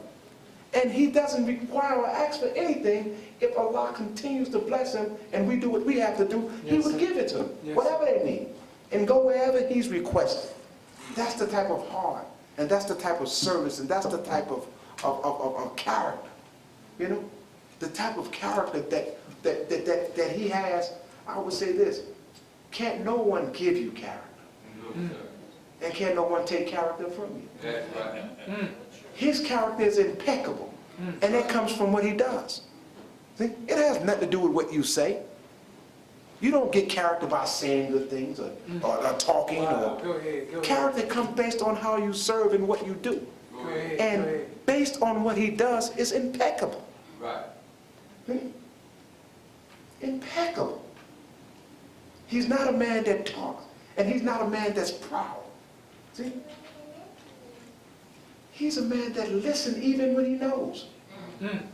See? That's right. And even when you need correction, he's slow sometimes to even correct us out of love. That's right. And he'll move it away, hoping that you will grow into it rather than being beat into it. See, because what he's teaching us is love of the law, not fear of the law. Because once you have love, you got it. That's right. See, once you have love, there's nothing that we want. See, because once you fall in love with yourself, you fall in love with God. You fall in love with each other, then we learn to serve. We learn to be respectful of everything. And that's why he said when he's at the farm, and he's in his garden, he looks over at the leaves, and he's in meditation, he's in prayer. He's reflecting over the greatness of God. When he looks at the animals, when he looks at the grass, when he looks at nature, he's constantly in reflection of God. See, and that's why it's easy for him to see God in us. Because he sees God everywhere he looks. He looks for God. Go ahead. But if you start looking for other than God, you'll find what you're looking for. Good teaching. See? But if you look for God in one another, he will show up. See? And if you force him to show up, he's going to come. How do you force him? By being patient.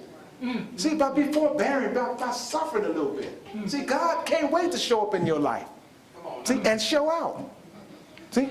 And that's the type of man that we have in him. Yes, sir. You know, believe me.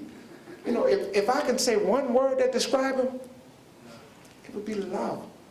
And if you go into love, it would just break down into duty. And when you go into duty, it breaks down into service. It goes into honor. It goes into respect. I mean, all that.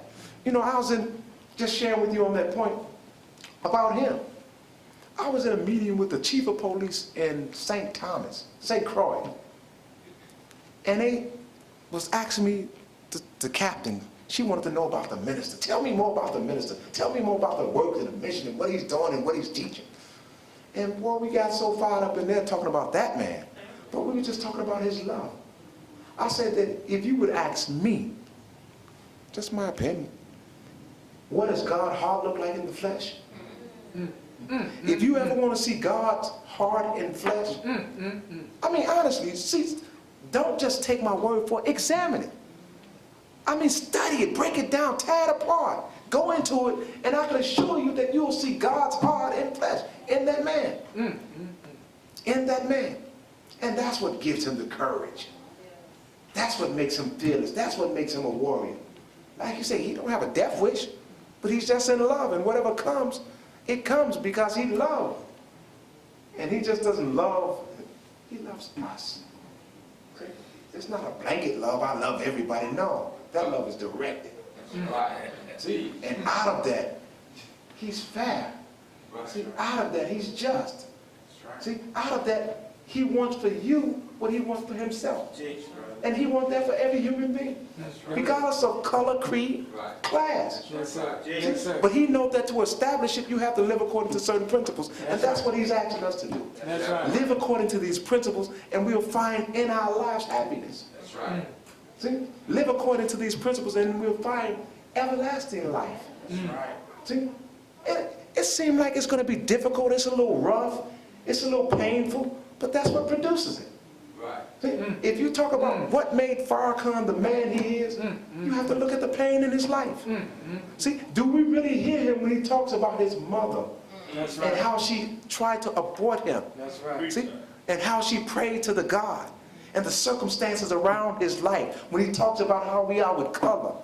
And he said that his mother's a dark-skinned woman, and his brother was dark-skinned, and his father was a light-skinned man, and his brother's father was a dark-skinned man. You know how we are with color? Yes, sir. Do you know how that is in a house? Do you know what that produces in a child? Do you know what comes out of that child? Go ahead. See, do you know what happened to him based on his love for us as a people in the Go nation? ahead. Go ahead. Do you know his suffering as the nation failed? Go ahead. Do you Go know ahead. what it's like Go to ahead. have a whole nation go against you? Go ahead. Go ahead. See, all those that you trained and raised, and all of a sudden, they don't know you. They want to kill you. You married some of them. You raised their children. You named them. You counseled them. See? And all of a sudden, see, do you know what type of pain that produced? But look what type of heart he has. That's right. See, and that's what he's asking us to do. See? Look beyond your personal pain. And look at what God is doing for you. That's and look right. what God is doing That's to right. you. Go ahead. Go See, ahead. but Go you're ahead. so focused on the pain That's right. that Go you ahead. miss the point. Go ahead. Go See? ahead. Go ahead, man. You see. As I say, you see, when the mother's giving birth, see, when she's going through it cussing everybody that has something to do with it. But when that child is born, oh my God, the beauty of that child changes the expression. And when you really love yourself and you've been waiting on something to love, because you know how difficult it is loving others. But it's easy to love your child, you know, when they're children. As they get older, sometimes they're difficult to love. Right. But the thing is, that's where we have to go right back into the principles of what we're taught. That's right. So if that would address what you said, Brother Minister Willie. Yes, sir. That was beautiful. If we only knew how much we were loved. That's right. And see, I don't want to talk too much about this love thing, because tomorrow we're going to talk about that some more. Because, see, when you understand the love of God, look how much God loves us. There's nothing that you needed that was not here before you got here. Think about that. See? Think about that. There's nothing that you can think of that you want that he hasn't already provided an answer for. See? He created everything you personally needed. Everything. No matter what it is, no matter how individual it is, no matter what the scenario is, he has already provided what you need. Wow. See? Now the thing goes right back into, do you believe? Right.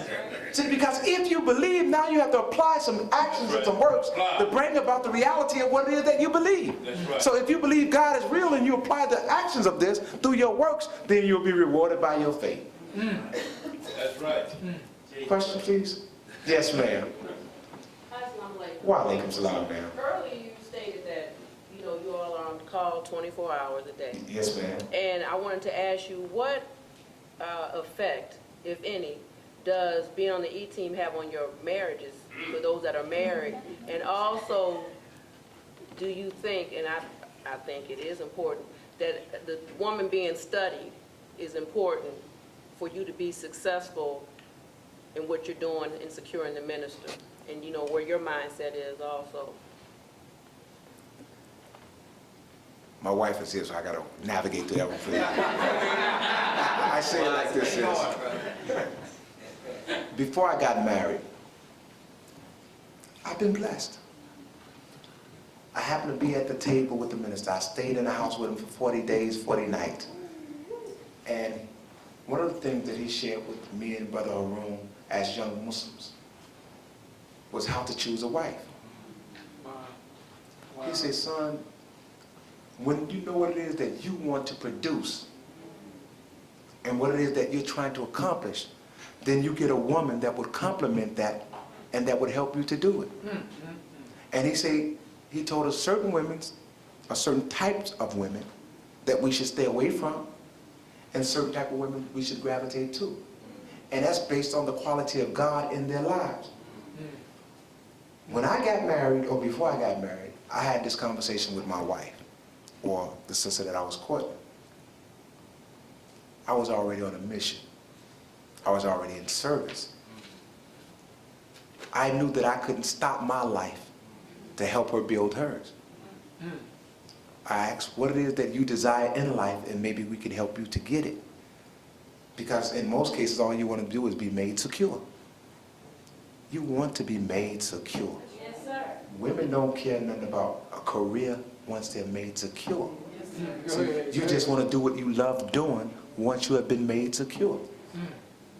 Now, I assured her that I would give her the things of life that she desired, and that I have done, maybe not as grand as she would like, but that would come.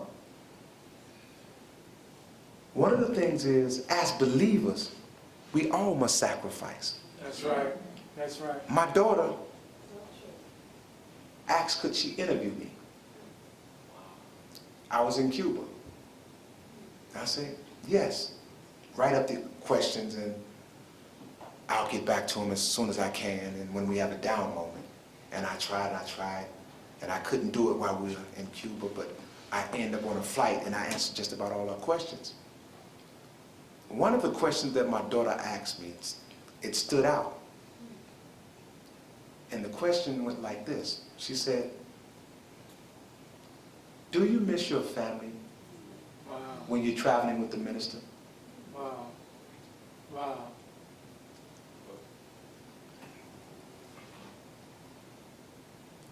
When I read that, I knew the question was loaded. I knew that it wasn't, did I miss the family? Do I love them? See? Do you love me? See? Do you think about me? See? What I said to my daughter, I wrote her in the answer. I said, my family is of the greatest importance to me. The most important. We taught that the family is the cornerstone of our nation. And without a strong family, we have no nation. I told her that my family was of the greatest importance, and that is why I sacrifice. Go ahead.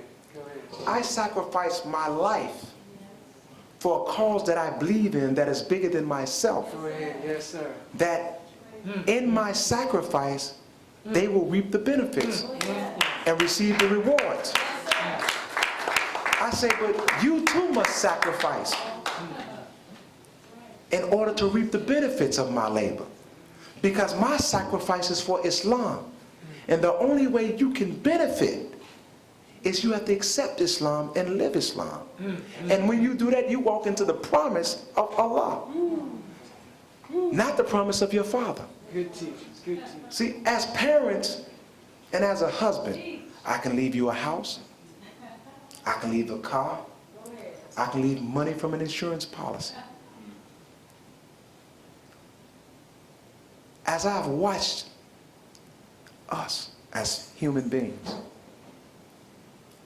and I'll share this story with you, just a sidetrack, so you get a better picture of what I'm saying. I received a call from a Brother Don. He said, Rashad, I need you to do me a favor. I want you to go over here and check out this house. We have family property. I go check out the property and I walk into the house. It's full of everything. Clothes, televisions, kitchen appliances, style. Her diamond rings are old, let me melt down the gold. As a matter of fact, I have my own house and don't need hers, let me sell it. You sacrifice your life for that. You sacrifice it thinking that maybe they would have it and enjoy it. See, they sold it. 3 months later was broke. See? You left them an insurance policy. 5 months later, they broke. See? You left them the car. 3 years later, it's old. What I leave will always be there for them. I leave them a community of believers. See? And as long as they believe, they should be able to find comfort as long as they believe. Go ahead. See? They should be able to find a home. Go ahead. See? Go ahead. As long as they believe. Go ahead. See? Go ahead. That's what my life is for. That's right. See? Go ahead. So they can walk right into the promise of God. But I prepare them so that they can get their own future. That's right. So if they want a car, I'll make sure you have a good foundation so you can get one. Go ahead. If you want a car, Yes. you'll get one if that's what you want. You want a house, you'll get that. Yes. Everything you desire, I just want to make sure you have a foundation. Go ahead. Go See, ahead. once I provided you a foundation, it's Go ahead. on you to get those Go things. ahead. Go ahead, See, man. and once you recognize what I cannot give you, then it's on you. That's right. See, so the thing is, the only thing I can give my wife is companionship based on a principle. Yes, sir. See, but I'm not the man that you can have just at home all day, every day. Go ahead. It won't work. We won't get along. I will not be, you're not going to like my attitude. You're not going to like my ways. See, you appreciate me more gone. You would love me more if you know I'm with him. See? And the thing that I say is this. The only thing that I can be with my wife is honest. That's right. See, once I've told you the truth, it's on you. If this is not what you want, then I can't hold you. If she wants the house, anything she wants right now that I have, she can have it. As God is my witness. Even my old suits.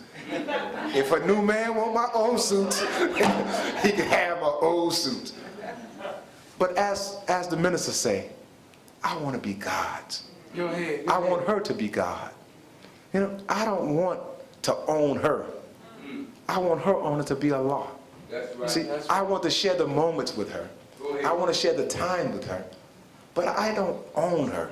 That's See? right. And I want us to understand that, you know, we only have one another for a short while. That's right. So if we learn to enjoy it, you appreciate the moments by yourself. That's right. Especially when you know we're working. Now, I can say this of my family, and I thank Allah. I have one of those families that's at the mosque 7 days a week, and they can't help it. They can't help it. My children been in Muhammad University since they've been born. All right. My wife works at the mosque, and 5 days a week they have to be there. And then on Saturday, they're at their class, and they enjoy being at their class. And on Sunday, we're there once again. And I can almost say now that if I'm at home, you know what they're going to say? What happened? You're not with the minister? Why aren't you with the minister? So, you know, I'm afraid to come home and not be working. Because, you know, even my children expect me to be on the front line. Right. See, and that's where you want your man. That's where you want your husband. See, you don't want him up under you. No, you want him there to comfort you. You want him there to provide, but you don't want a man up under you. Not in this world. See, because just imagine if you're safe, what about the sisters in your community? Go ahead, man. See, Go ahead. you want him to provide the same security for the neighbors as he's providing for you. And he can't do that sitting up under you. See? You want him to be able to provide the type of education for your children, the same for the neighbor's children. We can't do that laying around in the house talking about some, yo, we watching TV and, no, what we gonna do? See, we sit around and watch TV all day. See? I mean, when you have time to spend with your family, it should be quality time. Yes, sir. Quality time. And I thank Allah because I tried to provide for them and expose them to some of the things that He has exposed us to. So I'll take them some of the places I've been. As the family get bigger, you need more to do it. But the bottom line is, I can't deny them. So if they ask me, I try to provide. Whatever they ask me. They'll come and, she does it all the time. I need a vacation. I'm tired. We ain't got no money. But by God's grace, we make it happen. Don't worry about it. And then I said, man, one day we're going to be talking about all this money we blew down in Jamaica.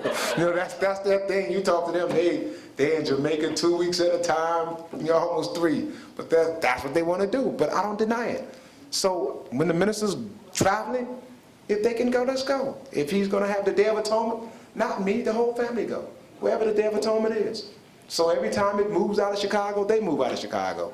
Right. And we get a chance, they get to come with us. And when it was a smaller family, when I had a break, I would send for them and bring them up.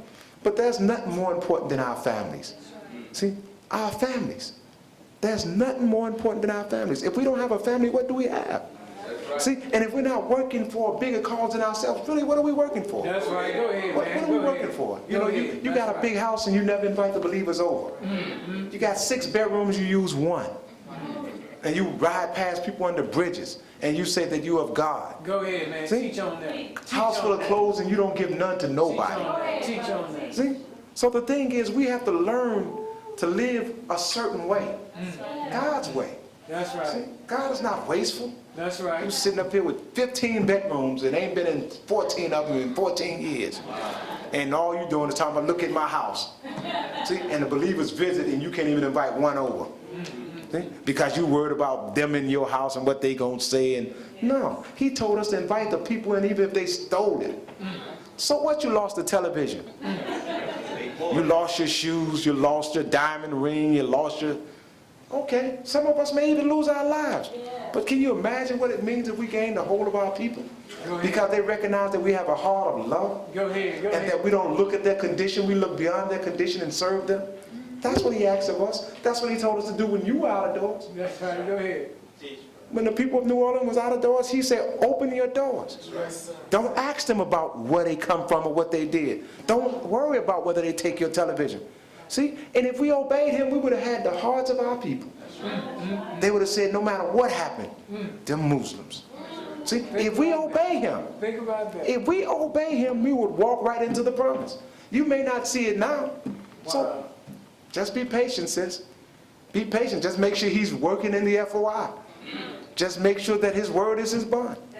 You know, and encourage him. You can't beat him into it. See, you have to know how to encourage him to make his word bond. Go ahead. Don't force him to lie. See, encourage him to tell the truth. You're going to trap him and make him lie. Go ahead. See, no, just encourage him to be truthful. And when we're truthful, what else could we be? See? You want me with the minister. You really do. In this world, Yes, it did. what do you want me to do? See, because as soon as you started, I'm out the door. And if I'm not active with the fruit, and I say with the minister, you don't have time. That's right. See, if you truly working in this cause, you ain't got time for foolishness. Go ahead. See, Go ahead. Go ahead. and if we grow into this, when we grow into this, we grow out of the madness. See, you can't, let's say, you say, 2 objects cannot occupy the same space at the same time. You can't love God and mammon. That's right. See? Love one and hate the other. Hey, so that's what happens. So as we start to come closer and closer to this, we'll start to hate that world. But not the people, the condition that we have to change. So if that answered your question. But like I said, I can only speak for me. My wife may tell you, yeah, but, you know. But the thing is, hey, this is my life. This is my life. You know, if you ask me, would I give this up? But nothing in the world. There's nothing that I have that I would give in place of him. Nothing. Beautiful. Nothing. Fine. Nothing. Fine. Even my very life. Nothing. Nothing. Beautiful. See? Because I know what he represents. That's right. And I know what he would have us to do. And I know there's nothing that he would have me to do that is not of God. Go ahead. Go ahead. So in him I trust. Go ahead. There's no doubt. Go ahead. No. In him I trust. Yes, ma'am. Wa alaikum salam. The Most Honorable Elijah Muhammad said that in the theology of time, that 75% of what Master Farad Muhammad taught him was of the hereafter. Mm-hmm. And I wanted to know, being that the minister said that we're living in the hour of the end of this world, does he speak about the hereafter? And if he does, what does he say? As we all have heard time and time again, the hereafter for my followers is now. That's right. See, once we accept him, we enter into paradise. And he keeps telling us that it's not that it's going to be without work. He said you even going to have to work in the hereafter. See, we're in it when we truly believe. Because when we truly believe, we start living a life that gives us life. See, we start eating a certain way. We start acting a certain way. See, and in this, we start to enjoy one another. See, the greater we understand it, the more we'll start to produce to be together. How can you have a heaven and you living on one side of town and I'm living on the other side. Yes, sir. Yes, See, sir. if we're going to produce this, we got to close the gaps. Right. Because as you come out of your heaven, you're going right into hell. And that's our community. But where's the Muslim community? That's right. Go ahead. See, Go ahead. Go when ahead. we start to understand it, we start preparing and doing things that give us this stability and that gives us this peace. That's right. But you have it if you're a Muslim. That's why when you go home, it should be peace in your home. That's right. See, it should be peace in your home if you follow the teachings. See, if your house is clean and orderly. Go ahead. It's a process. Go ahead. But this is what it's all about.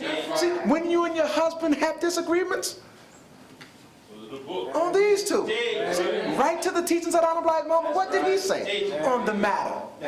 See, not what I feel, not what you feel, what did he say? Now, if we're believers, we should be able to settle that. See, that's what happens in the mosque. How can you show the believers when everybody's acting other than themselves? Where is the example? See, so you have to be patient with one another. You can't look for the change in others. You have to be that believer. You have to invite them to your home. See? We have to have those type of things. You have to look after one another's children with love. That's right. See? That's right. You have to, when they see you, they know that you will handle their children with love. That's right. See? Go ahead. Go ahead. It ain't that we won't disagree.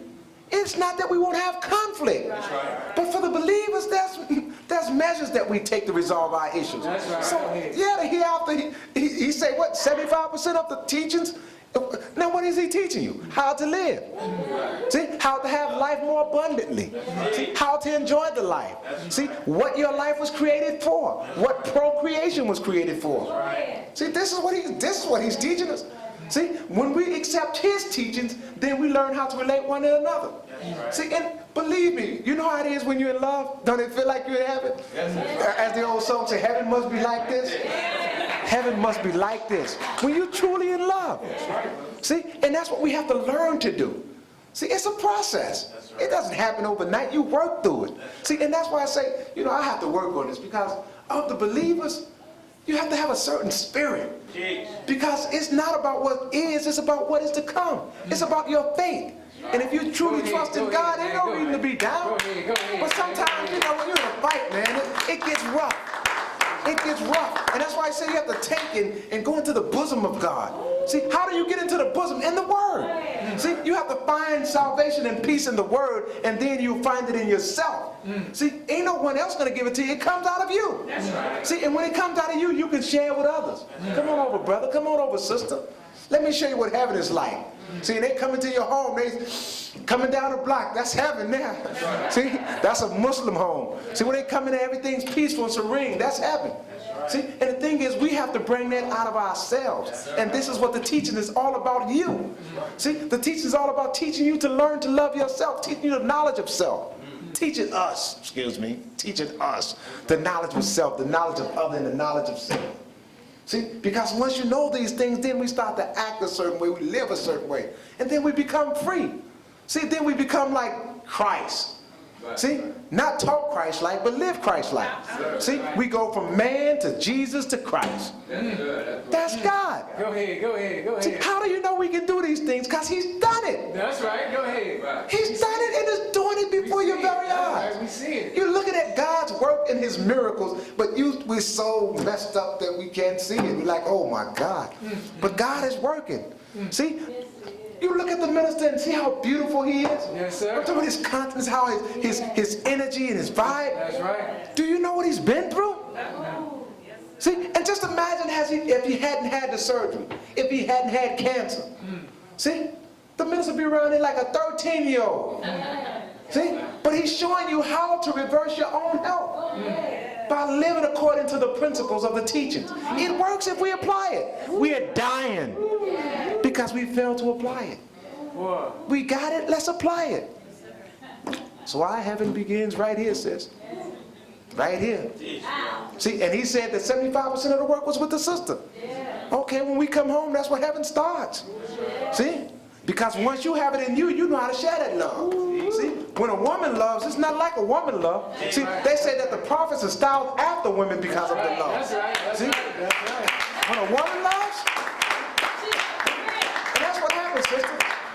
sometimes you have to look beyond the faults. You have to look beyond the fault of your man. See, and see his need and fix him up and put him back out there in that world. You know, you have to mend his patches and go back out there, honey. See, and you can't do that here. You have to do that through service. And sometimes as we say, we ain't deserving of service. We're not. But the bottom line is nothing like love, undeserved. But if that would answer your question, sis. Yes, ma'am. Yes, sir. Farrakhan has talked a lot about people like yourself that have been around that seen him when he was going through his near-death experience and him being ill in the hospital and whatnot, and the things that affected it had on you brothers. But I was wondering how that experience that you went through could help us as we prepare for the Honorable Farrakhan's cause, and how we get prepared for him to leave us so that we can make sure we stay strong where you brothers did when you saw him go down and come back up again. Great question. Did everybody hear it? Yes, sir. You know, it goes right back into faith. What do you believe? See, the only thing that I had during that whole time was what he said to me. I will not die. I believed him to a point that I didn't care what I saw. They could have came out and said he didn't make it. I wouldn't accept it. I don't know how God was going to work it. But you telling me a man can make an elephant disappear and God can't save this man? Go ahead. I'm not accepting it. I believe him. See, and I don't care what it looks like. See, and this is what gets us through. See, your faith, your belief carries you where knowledge does not exist. That's right. See, and the thing is, I believe and trust in him. So it was his words in the darkest hour that I kept thinking over. See, and I'll tell you like this, from my perspective, you wouldn't believe the level of pressure I had on me. Going in and out of the different hospitals, because during the time that he was going through a lot of the surgeries, I was the point person. The point person on this detail, dealing with the hospitals, dealing with the law enforcement, dealing with us. And I had to stay sane. I had to stay sane. Some of us have stopped reading and thought we knew the book. Some of us thought we knew the time. All I knew is what he said. All I knew that he was fighting for his life. All I knew that I was to watch his back. See? And no matter what the outcome was, see, I had to think. I had to reflect. I thought about the history of the Honorable Elijah Muhammad.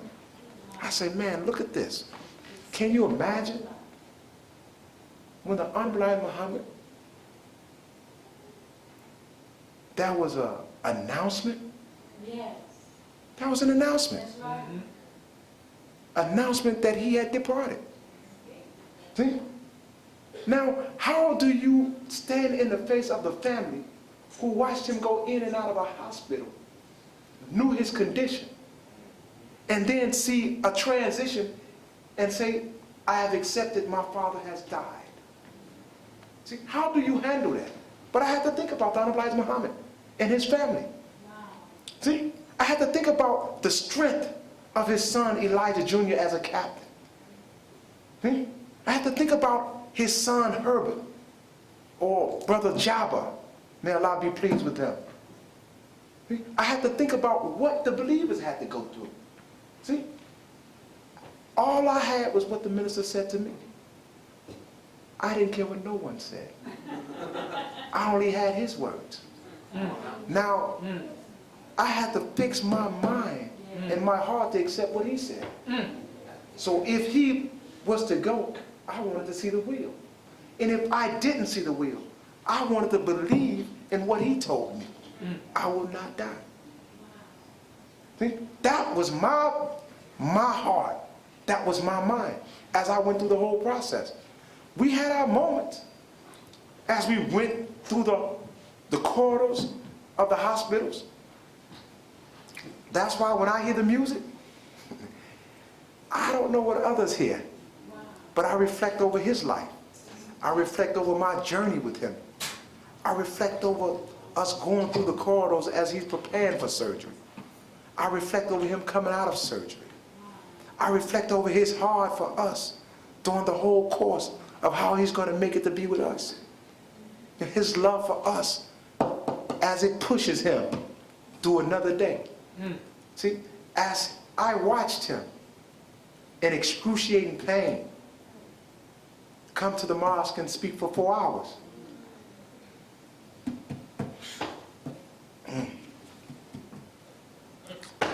Because of his love for us. Yes, sir. Yes, sir. And he stands up there and speaks, and you never even know what he went through. You know, I remember at the Essence Fest in Houston, when they moved it after the hurricane. And he was in the bed. I was told the minister's not going to make it to this event. And we waited and we waited. And I tried to stay away from the venue. And Sister Mary said, Rashad, I don't think the minister's going to make it. He hasn't gotten out of the bed. I said, okay, I don't know how I'm going to do it. I'm going to go over there and see.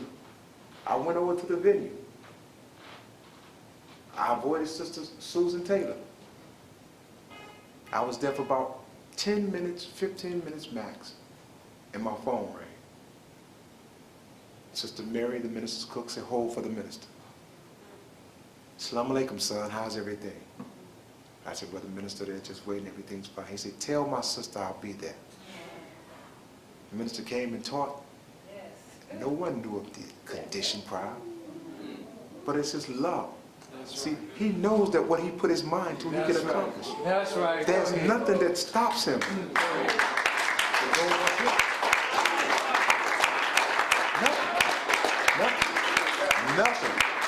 Nothing. But like he said, it's his love for us. And he came and he spoke. So brother, I said that it was my faith. See, I don't care what you think you know. If you don't believe him, if you don't trust him, then it's just a matter of time before you meet what you're going to meet. See? But I know that if you believe and if you trust him, I know that you will be rewarded. See? I know that if you never live to see it, what we're taught will be true.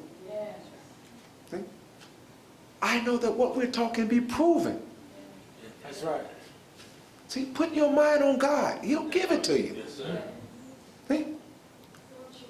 The minister talks about his condition, and he talks about going to the wheel and how the God will restore his body, and talks about how Jesus was pierced on his side, and some know his condition. That's right. You know how simple that is for God? Go ahead. Go ahead. I mean, come on. We talk about God, That's right. the Go ahead. Almighty. Oh, The white man take a placenta and he's growing organs. go ahead. Think about that. And you're talking about the reality of God, Master Farad Muhammad, and what he's capable of Come doing. on, man. Come on. Come on. You start talking about that reality of what he can do. Come on, See, man. with what he knows. Come on. See, and they only had one book. See, and stole our lessons that they studied that we refuses to study.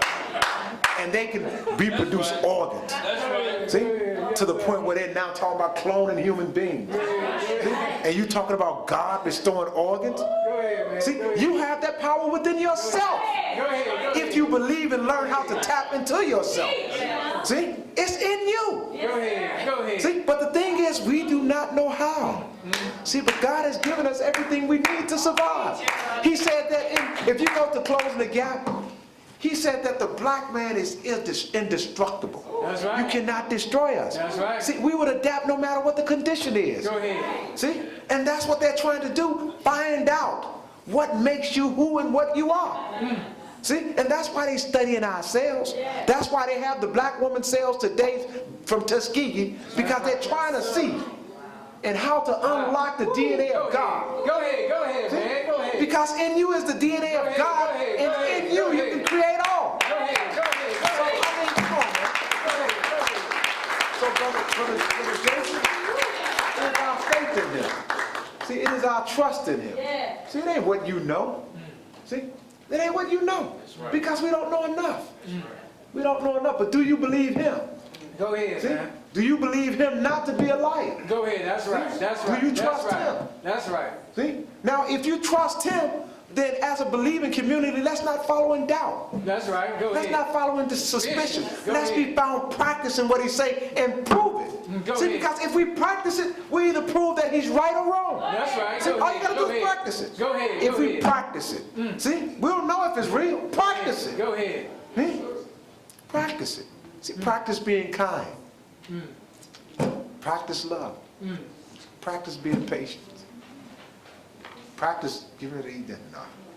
Take 2 more questions and we'll close. 2 more questions. Yes, sir. In relationship to Brother Farrakhan's part, has he ever spoke about on his return? You know, what has he ever spoke about as it relates to like what the Muslim believe, what the Muslim want, and how would we be engaged in our conflict then on his return? I'll tell you this. You don't want to see him on his return unless you are a believer. And as a believer, it's not what you say, it's what you practice. Some will come to him and he'll say, "Depart from me, I know you not, you workers of iniquity." Some of us, if we don't change our condition, our thinking, and purify our hearts, will not be worthy of him on his return. And if you're not worthy of him on his return, then you don't want to see him on his return. Because on his return, he will rid the earth of all those that are not of God. It will not exist. And I tell you, brother, if you want to know and understand that man, read the books. The books testify of him. I can tell you of his life. And as I talk about his life, I find it in the books. See, he lives it. See, if you go over what he tells us, you'll find it in the book. He does not deviate from the word of God. He lives it. He is an example of the book. He is the word of God in flesh. See? And as some may see it and may not see the perfect, you know how your vision is when you're reading? You see words that are not there. You know how they tell you have to go back and read it again because you said something or you didn't pronounce the word right or you missed the S that was on the end of it? That's how we see him. We see him like that. See? And we think sometimes that, no, it's not right. You're not right. Your perception is off. See, when you start to live according to the way that we're taught, you'll vibrate on a certain frequency. That's right. See, Go ahead. you'll vibrate on a certain frequency. Go ahead, man. Go ahead. It ain't Go about ahead. what you say. That's right. See, when you live, That's right. see, thoughts travel. See? Thoughts travel. See, when you live a certain way, you give off a certain vibration. That's right. See, you give off a certain light. That's right. See, when you live a certain way, the energy in you is alive. See? See, and when you start living outside of that life, you see that energy life, it starts to drain. The light goes out. You're not as bright. See, but it's not a one-side story. It's two-sided. See? It's just not all physical. It's spiritual. See? You have to think. He told us that our brains are not even made to think contrary to God. And when you start to think that, it does something to the vibration of your thought that you're sending out. See, and then you start picking up on things that if you was operating accordingly wouldn't go past you. It wouldn't even hit you. See, when you operating on a certain frequency, certain people can't even touch you. That's right. They don't even faze you with their thoughts because it's in the trash. I'll give you an example. I was with my daughters one day, raised in the nation, raised in Muhammad University, basically driven from point to point, never caught the bus, never been really in the public. We go to the grocery store one day. Man standing outside the grocery store. He say, "Loose squares." They get inside. What's that? See, he wasn't talking their language. That's right. He was not talking their language. His language was down here. See, they had been raised by Muhammad. See, and the more we raise them in the way of Muhammad, certain things will not even touch them. Satan couldn't touch them when we start to prepare them and give them the diet of the Honorable Elijah Muhammad. See, when we give our children the diet, and that's why he said, I will take your children as babies and will cause them to live to be 300 and 400 and 500 years old off bean soup. Right. See, but when you start talking about bean soup, you're talking about the principles of his way. Because everybody don't eat bean soup like we eat bean soup. So it's not just a soup. See, he's giving you his diet. And when you allow him to feed you, you grow into him, you grow into his way. And you become, what they say, you have life more abundant. That's right. So it is what it is. It is what it is. So, you know, we have to move accordingly. We have to move accordingly. Did I answer all of your questions, dear brother? Yes, sir. You gave me just so You sure? Right. Because sometimes I just blank out and just go, no. Is there any other question? Any other question? Yes, ma'am. I would mind taking the last one, please. Go ahead and I'd take like it. to say that I had never heard that taught that way, that he gave us his diet. Man, that just hit me. But it was also, I don't want to say man, but yeah, Yes. you know, that just hit me. Because I was thinking, you are, you know, they say you are what you eat. Oh, see. He's giving us the diet of a God, which is himself, man, See, but how do you think you grow into God? See, who's feeding you? our food. That's right, sis. That's right. Who's feeding your mind? And that's right. I'm sorry, sis. We about to have church in there. Go ahead, sis. I'm sorry. Go ahead. I'm sorry. I jumped up on that. Go ahead. My question is this. This may go a little bit out of where we're going, but when were you privy to the domestic life of the Honorable Minister Louis Farrakhan, and what was the effect? Now, we talk about these things. And I said, somebody's going to ask you about the domestic life. I said, I'll be as honest as I can.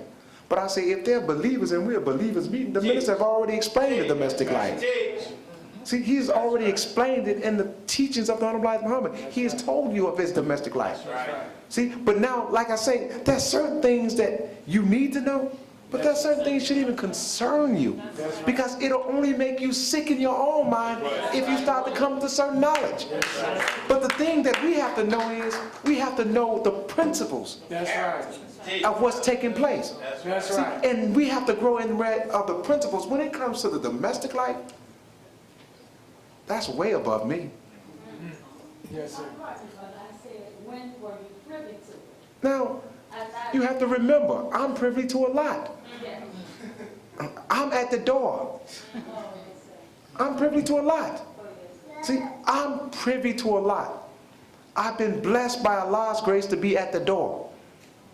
See? And as I say, because I'm privy doesn't give me rights. Yes, sir. Yes, sir. See, Yes, sir. I have to understand my place Yes, sir. as relates to what takes place. Yes, sir. See, and I have to see it in the proper light. That's right. So no matter what happens, I have to see him That's right. accordingly. That's right. See? As long as I'm clear where he's concerned, that's my concern. See?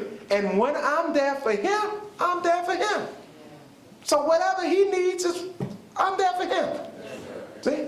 As you say as we are for our spouse, we are covering.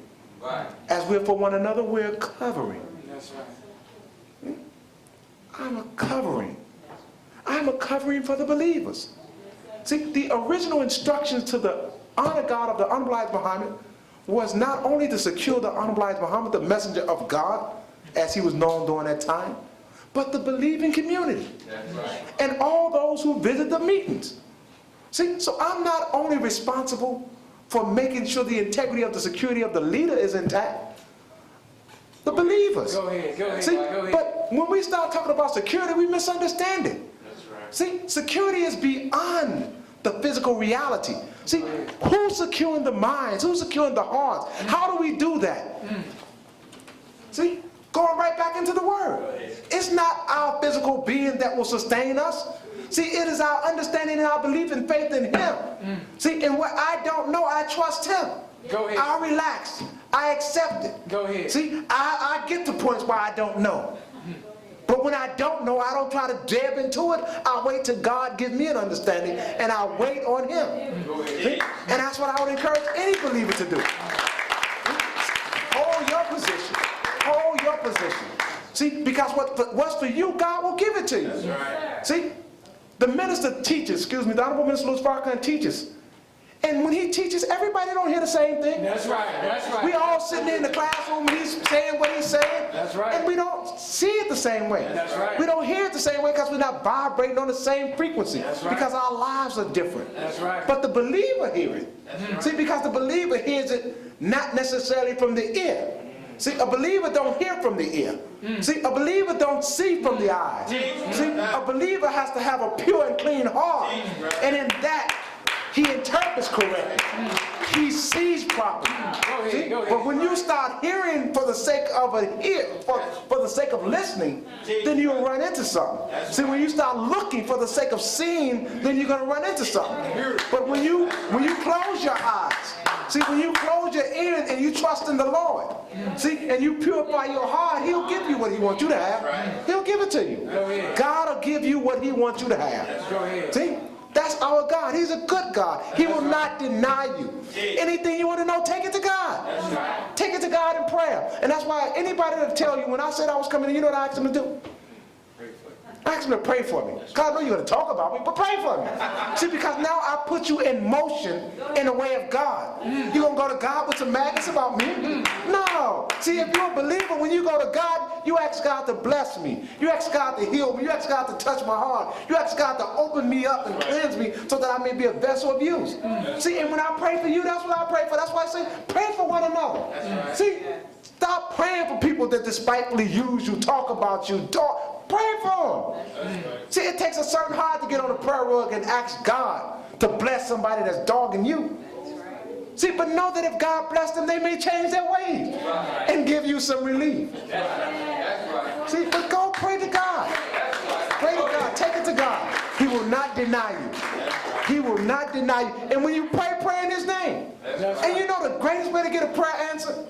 It's to ask for someone else. Ask of someone else. See, don't go to God selfish. God, give me. I want this. God, no, make a way for someone else. See, because when you start praying for others, God, it's the heart. See, the minister's the man he is not because of his thinking, not because he's the wisest. The man has a pure heart. A pure heart. See, that can be used by God. See, and that's what He's trying to make of us, instruments that can be used by God. He's showing us how to pull back the foreskin so that He can get to the cleansing of the heart. See, and that's by applying the principles that we're taught, not by talking. See, when you start applying kindness, you'll start finding that you're cleansing your heart. You start applying forgiveness, you'll find out that you're cleansing your heart. When you start applying patience, you're working on that heart. You got that brush, you got that soap, you got what they said, that full of soap. You're cleaning that thing. See, and the more you do it, the more pure you become, where you don't become envious of your brother, jealous of your brother. You don't become that way.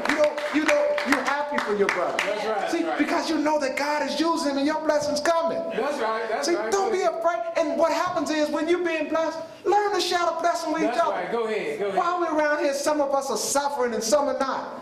And we're believers. No, find out what your brothers and sisters need and service them. That's right. Service them. See, fall in love because everything you have, like say, you're going to give it all when the day comes. You're going to be pleading. I'll give you this and you'll be bargaining. But learn to give it.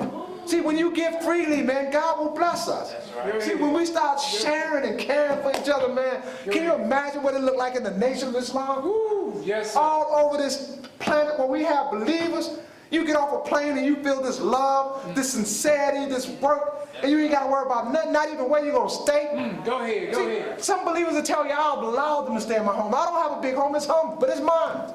But you're welcome to stay. See, you have to get in where you fit in. You know, now some can get the bed, some got to get the couch. You know, but I went to Jamaica. You know, we love going to Jamaica. Went down there and saw the believers in Jamaica. They don't have what you have. What we throw away, they sacrifice to get. So when the believers came, it was about 6 or 7, 8 of them came one year. I was in a 2-bedroom apartment. We was everywhere except on the kitchen stove. We was in the dining room, we was in the living room, the bedroom. We was all over the house. See, but the thing is, what else do we have? That's right. See, if they wanted to be with me, I wanted to be with them. Yes, sir. And see, and when they were with me, they didn't have to spend a nickel. I tell you, don't worry about it. See, because I'm at home, I'm not traveling. They didn't pay to get here. Don't worry about it. We'll get you something to eat. We'll get you that ticket. We'll get you this ticket. See, learn to look out for one another. That's right. See, stop leaving each other behind. Oh, they ain't got it, so I'm going to leave them. Yeah, hey. No. See, when we do this, man, when we do this, see, we all we got. That's right. And we're beautiful. That's right. Oh, my God. I mean, we crazy as hell, but we'll bring out the best in you. We'll bring out the worst in you. But the bottom line is we be patient with one another. We'll get there.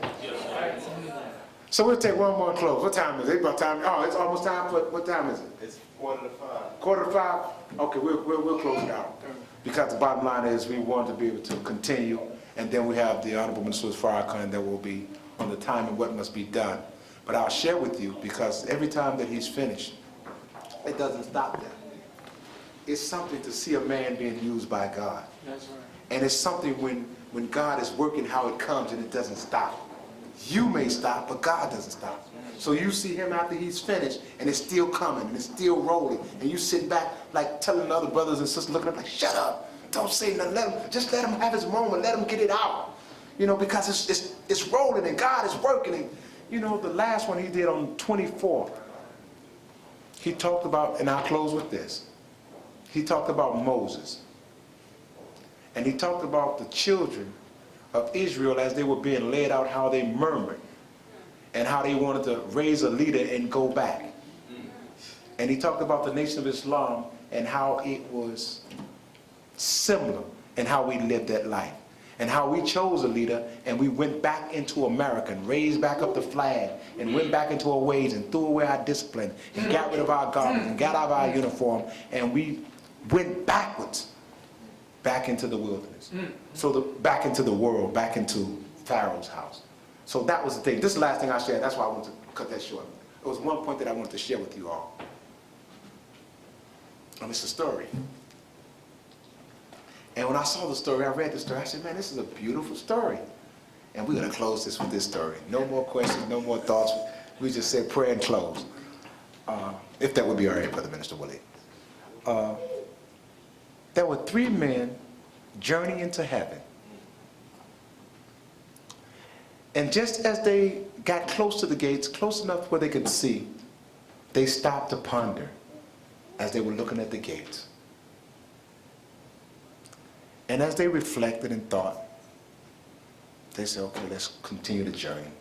They approached the gates of heaven, and there was a gatekeeper. They saw the gatekeeper from afar.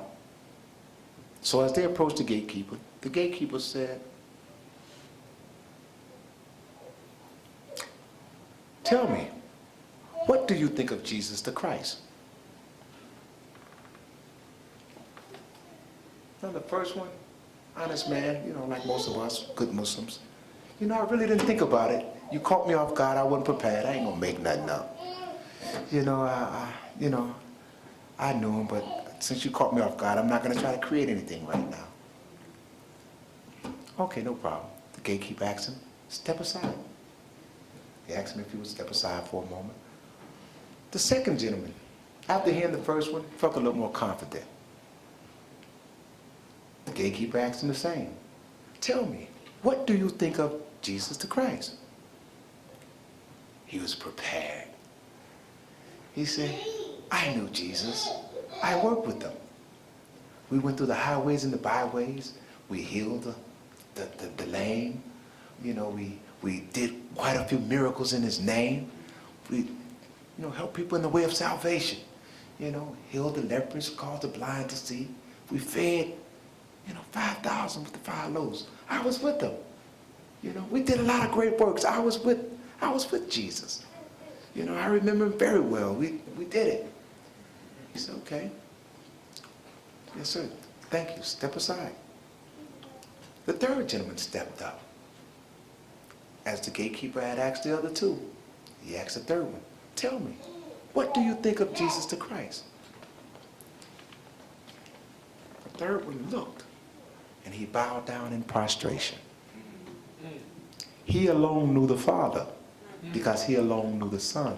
The Father and Son are one. If you know the Father, you know the Son.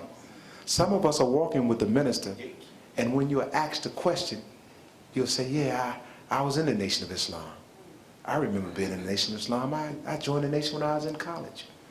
Some of us going to go a little further. Yeah, I was with the minister. I was in the Nation of Islam. I helped to do the Million Man March. I helped to perform, set up the security when he came to New Orleans. I was with him when he was in Los Angeles. I traveled the world with him.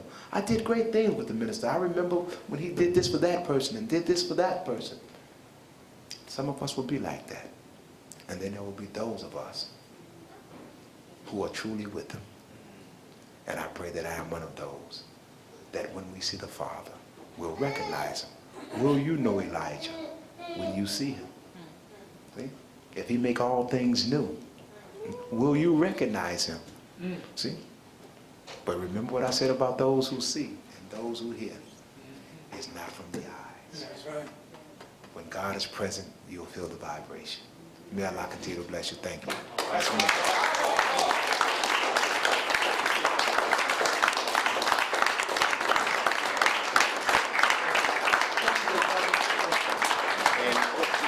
Before we pray, close out, we'll talk to our audio and video man. This DVD will be available in the coming weeks, and the DVD from tomorrow, inshallah, that will be available as well. For those who are travel, Brother Rana and Sister Jantika and his family, they have a catering business, so there's some food downstairs. It's for a small price. If you want to remain behind and watch the time and what must be done, we'll have it here at 6 o'clock, so you don't have to rush and go home. And so stay and enjoy at 6 p.m. So we're going to close out in prayer, and thank you all for coming. Prayer. Prayer.